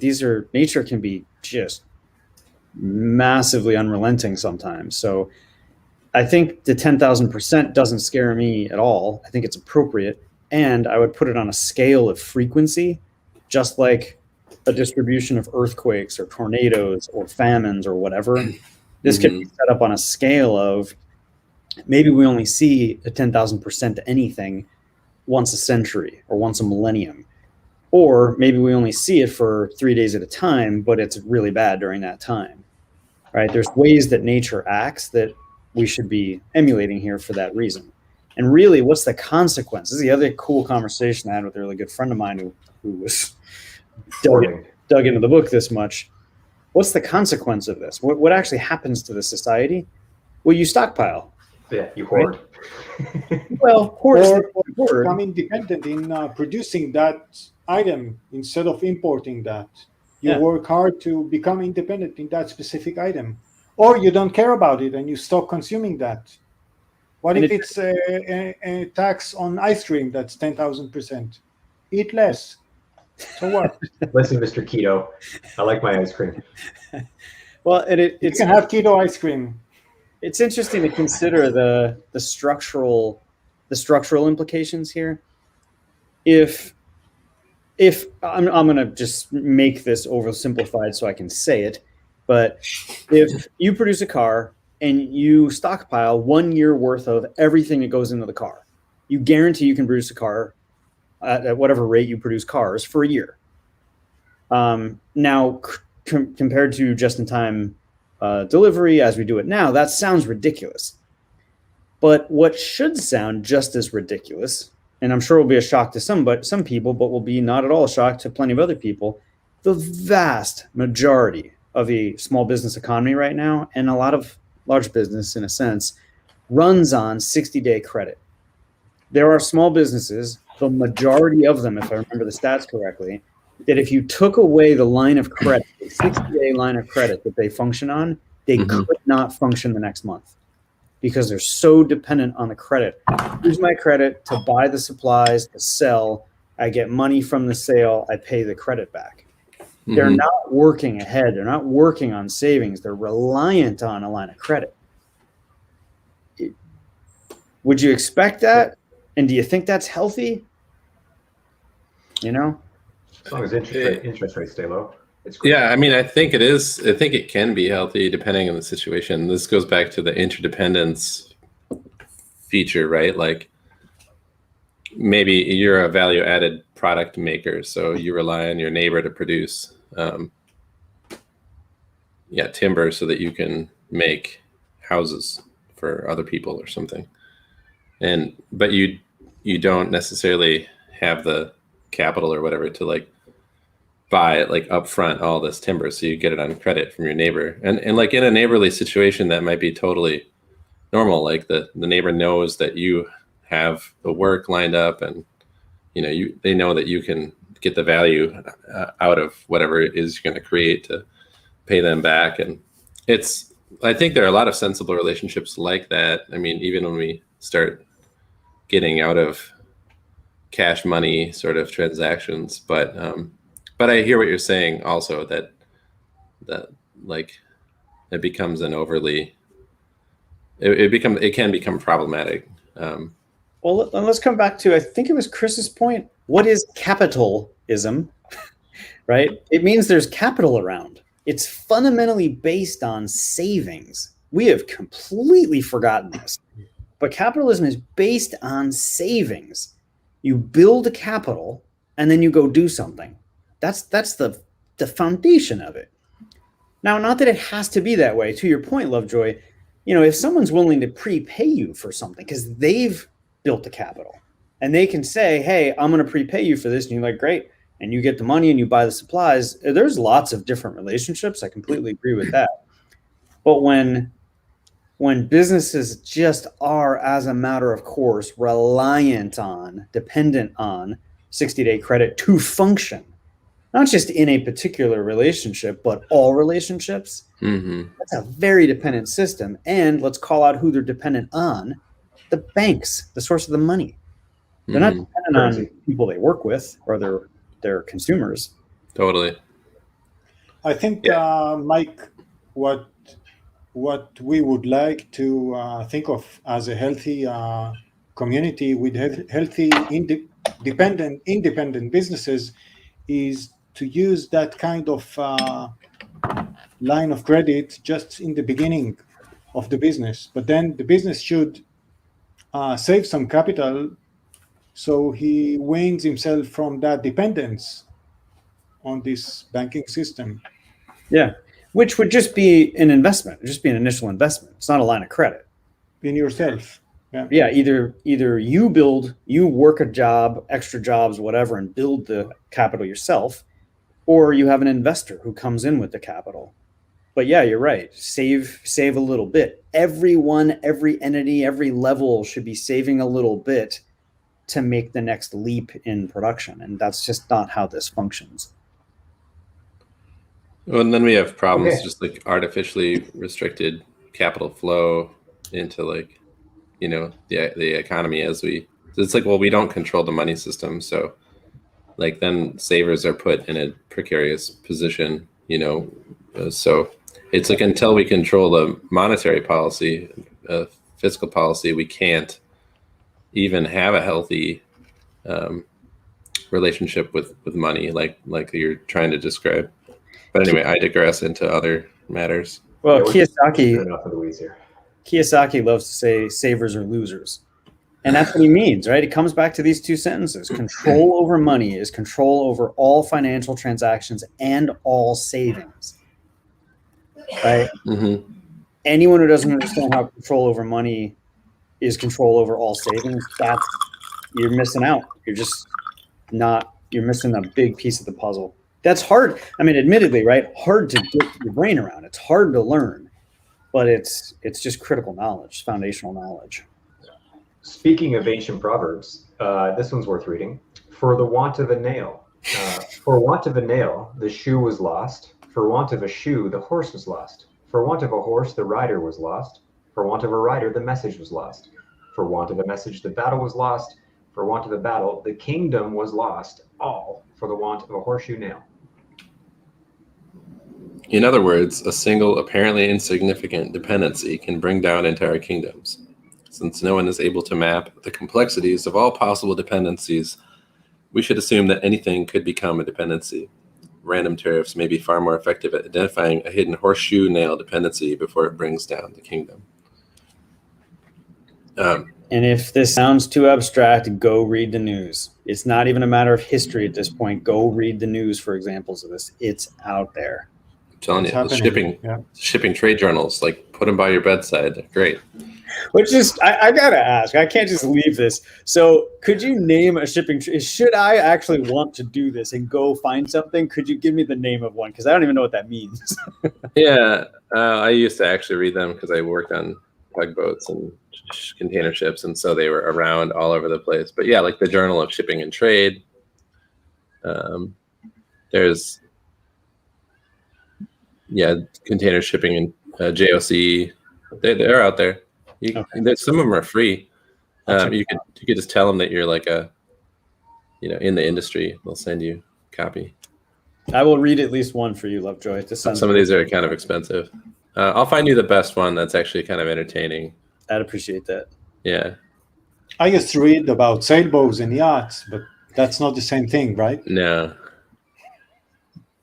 No, these are like the people that, whose livelihood depends upon the unimpeded flow of goods across oceans, and they notice disruptions coming before anyone else does, because they, they're at that bottleneck point. It's like if things slow down in the ports, everything else. Yeah, they're the first to notice. Yeah, like container shortage. It's such a crazy concept that happened. Yep. It's because our rate of growth has been too high. Our rate of growth has been too high. And hey, look at this line. As a society, we have to choose between rate of growth and anti-fragility. If we choose to grow faster, we automatically limit how far society can progress before collapse. If we grow slower and we build a stronger foundation, then we are able to support a more highly developed society, less dependent on those missing container ships. Look at that, tying it right in. And you're great. You're great at the segue back to topical content. I can't base the following statement on anything I've read. This is just an intuitive statement about this. But I also don't think that across time you would always trade growth for anti-fragility. I think once you had that foundation, there'd be a multiplicative effect that would also bring speed. It would just take a while for us to get from here to there. We trade speed while building the anti-fragile foundation. Yeah, once the momentum, it's slower to build your momentum in this process, but if you do, the momentum is still possible, I think, right? It's the idea of building a proper foundation to build a house upon. If you build a proper foundation, you can build a bigger house, in fact.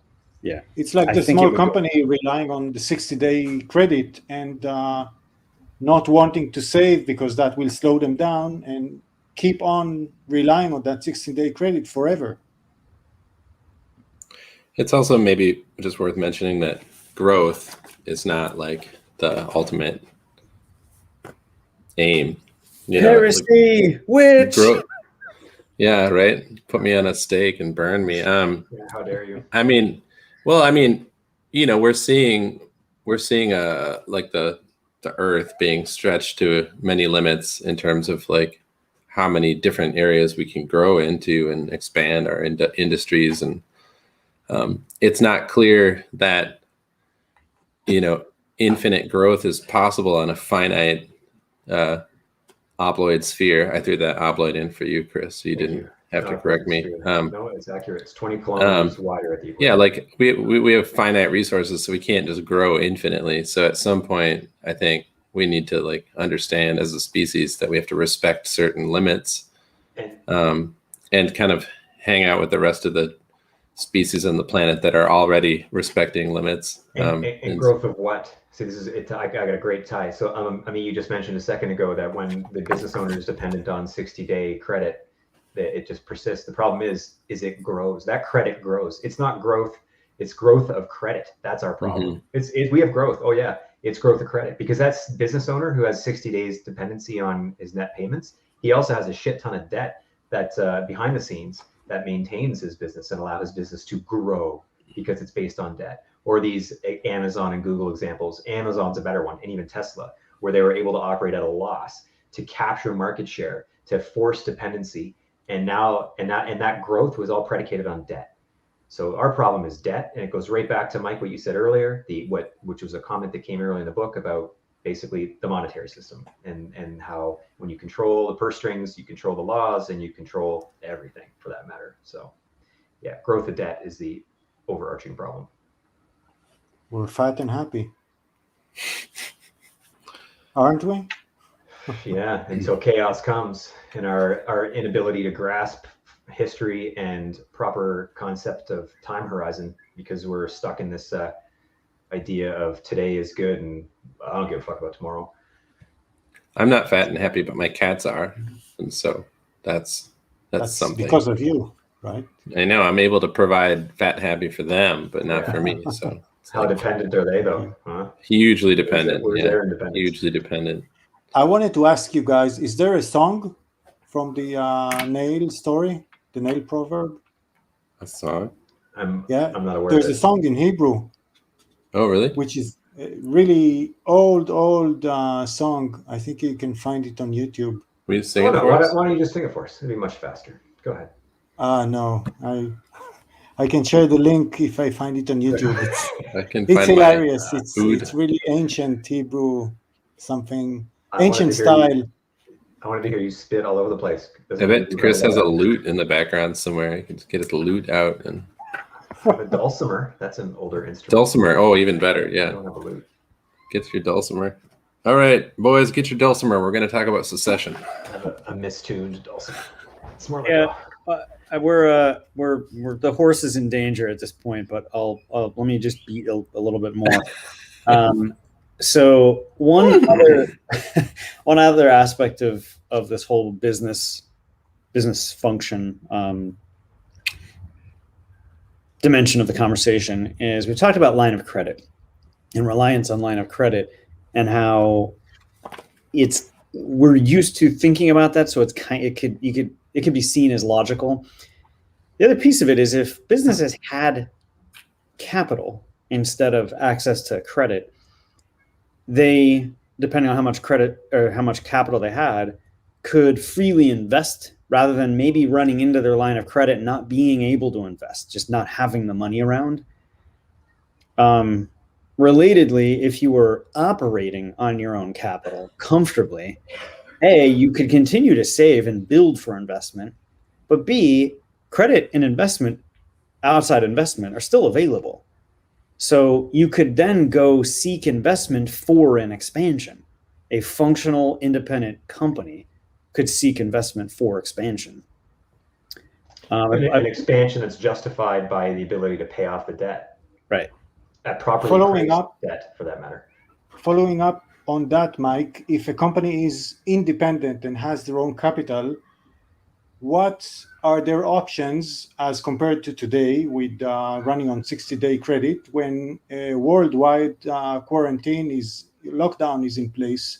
God forbid if a pandemic happens from a pangolin making love to a bat and producing this new virus. Sorry, I totally got distracted. What was the core of your original question? How do I visualize pangolins? Yeah, thanks for making us all think about pangolins and basking in love. Pangolins climb up And the wall and lost do the it. thread. I'm sorry. That's So the official story, right? Of You're saying of this pandemic. what? I'm saying, what happens if a company who has their own capital has to endure this forced lockdown period of time, which is unforeseen and unknown in length, Yeah. as compared to a company that has 60-day credit. Yeah. So as with a lot of questions like this, I completely annoy the hell out of people by giving answers like you're about to hear. So what we're talking about is in a scenario of honest money, in a scenario of honest capitalism. And in that scenario, you'd have hopefully honest government as well. Not honest government. Sorry, that doesn't even make any sense. I just said pink, Hey, this isn't the oxymoron show here. Yeah, exactly. So point being, if you had honest money, you couldn't have the government that handled things the way this government's handling things, right? Honest money would just destroy that government. So there's a lot of like knock-on impact where we wouldn't have had this go the way it did. Now, so you're saying it's our fault that we rely on 60-day credit, cheap credit, and we just lost our independence. Right. We should have read this book 100 years ago. Exactly. One of the consequences, or one of the responses is we've lost our dependence. 60-day credit made us dependent, and when something like this came up, we're dependent on the government who ran the policies it ran that had the impact on business, and we're going to lose the quote unquote weaker businesses, which is like a lot of people now. Mm-hmm. The other thing to point out about that is the pandemic could be represented by the randomness we've been talking about, a random tariff. If we had this randomness built in, we'd have something that might model something like the pandemic. But again, we're talking about a world that's very different than where we are now. So we can't say, well, what if we tweak this one little thing? We made this one little thing better. What about the impact it has? Well, we're operating in a very weak economy now from these perspectives and others, but we'll put that aside. Businesses that operate the way we do at the scale we do, yeah, you tweak anything and you're going to have lots of businesses go out of business. But a lot. So what you're saying is that the 10,000% is not something that's imaginary. It makes sense. I think it absolutely makes sense, because think about. I got to be careful about my phraseology here. Think about other. You're among friends. That's okay. On a live stream that's going on YouTube. Think about other examples of extreme pandemics, right? Think about smallpox, Spanish flu, whatever, pick your actual plague, the general sense of the word, not the specific the plague. These are long duration, catastrophic, death including events that go on for months and months and months. So yeah, I don't think 10,000% is all that big a number. Again, as long as the frequency is appropriate. So modeling biology and history, I think, makes a lot of sense there. There's some interesting parallels here, and maybe I'm way out on a limb, to like delegated proof of stake and stake-based voting in general, to and how that falls kind of victim to the Pareto distribution, along with the economy in general that we have now, versus creating some sort of subjective consensus layer that can help direct resources on a societal level in a way that doesn't fall victim to sort of like corruption, like corrupt government spending and corrupt subsidies and things of that nature. Because, we could, if we had the ability to reach consensus, we could have saved every quote unquote, like every business that had found itself in a position that it was unable to pay the bills, but that was of value to society in a way that, if we weren't like looking at this in a purely like stakes-based scenario, but in a like a long-term value to society sort of perspective, we could intercede. I mean, I'm sounding like a socialist right now, but we haven't gotten to Ism Schism yet.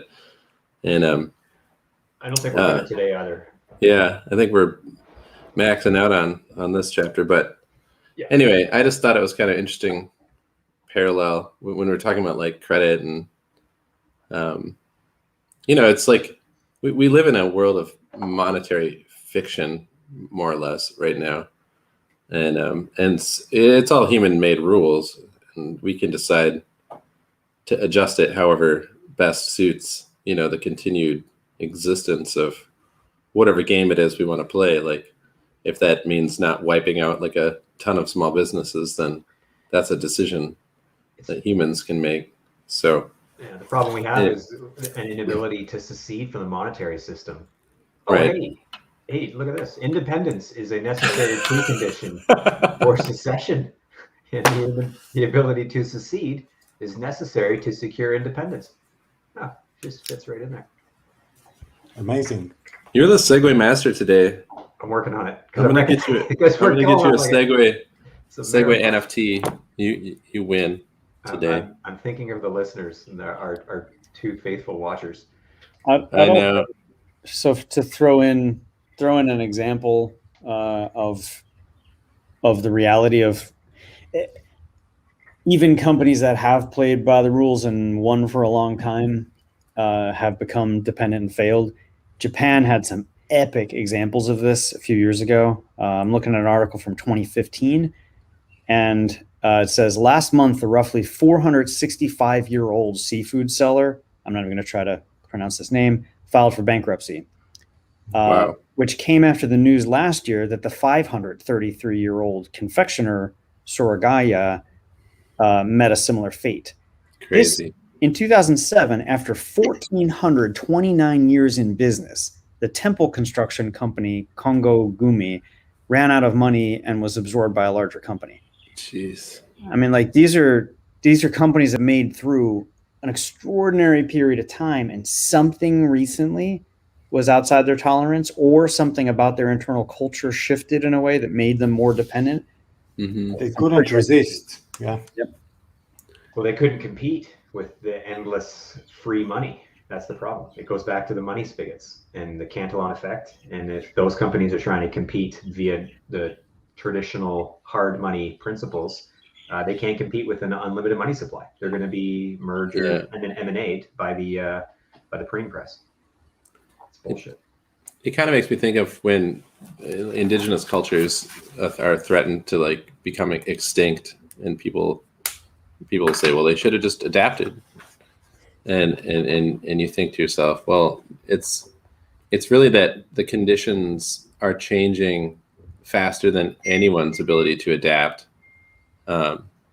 which leads to this sort of problem. And when you start to see 1,400-year-old companies failing, you should ask yourself, like, what's the real problem here? Because it's probably not that company's inability to operate within sensible bounds, of commerce. Yeah.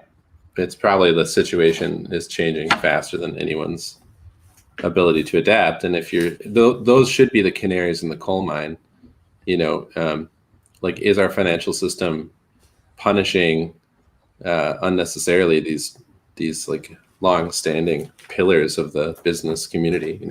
Why should it be? They were probably very anti-fragile, and now that things are so smooth and just money, just flowing money, currency, just flowing out, it forced them into ruin. Here, this is a good one. A peace treaty without a plan for secession is a civil war waiting to happen. So basically, to paraphrase, a union of people, a community that's formed around a peace treaty that doesn't then include a secession clause where people can leave, then at some point in time, that community is going to have internal strife. And if people just can't leave voluntarily, i.e. secession, then they're going to fight civil war. I've got an induction to jump on, guys. I think we can get through the last page in a few minutes, or should I just bail?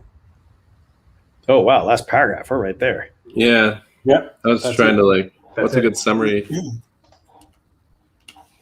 I think this sentence is another critical one that's really hard to get the full depth of.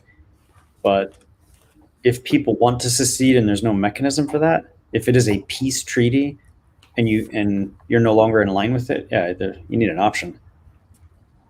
Yeah. And I'll jump to the last sentence. Failure to plan for secession is planning to fail. There you go. That along with your well-conceived summation from the beginning. And there's missing a period on that sentence. But the idea, what's interesting about this, failure to plan for secession is planning to fail unless you deliberately don't plan for secession. So in fact, you're not planning to fail. It's all on purpose. It's the desired outcome was eventual chaos. So you can. We almost made it through this without you bringing up some crazy conspiracy, Chris. You're on a roll today, Chris. Just throwing it out there. Oh, we got somebody who thinks we're awesome. Thank you, Alexander. All right. Just to remind you that you're awesome. Yay. Appreciate the support. I love your stash. And Alexander is a Eden member who's got, like, I think the only flashy profile. He's got some cool business going on in the background of his profile pic. I thought that was cool. Oh, yeah, I saw that. That was awesome. All right, guys, I'm going to jump on an induction. Thanks for another great conversation. Happy Friday. Thank you. Great weekend. Yeah, happy Friday. Yeah, Thanks for on being that here, Mike. pleasant note of secession and failing in civil wars, have a happy weekend. Enjoy your corn dogs and beer. Yeah. Bye. Yeah. All right, bye-bye. All right. Well, let's wrap her up. I'll just We're do still this. live? I'll do this with. We are still live. I'm going to do this with style today, unless you guys have any. Come back further. next Friday. We'll do it again. We're on to the next chapter: Ism Schism and Moral Hazard.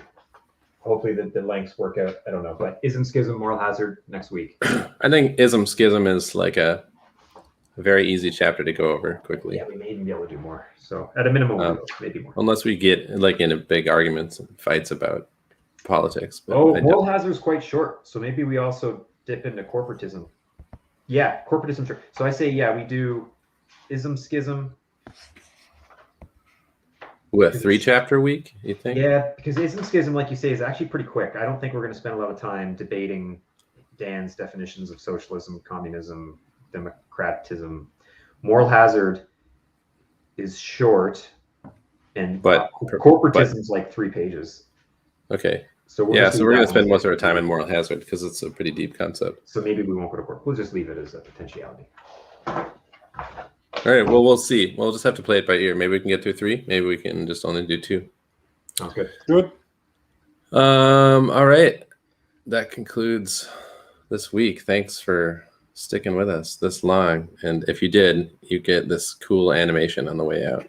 I'll see you guys later.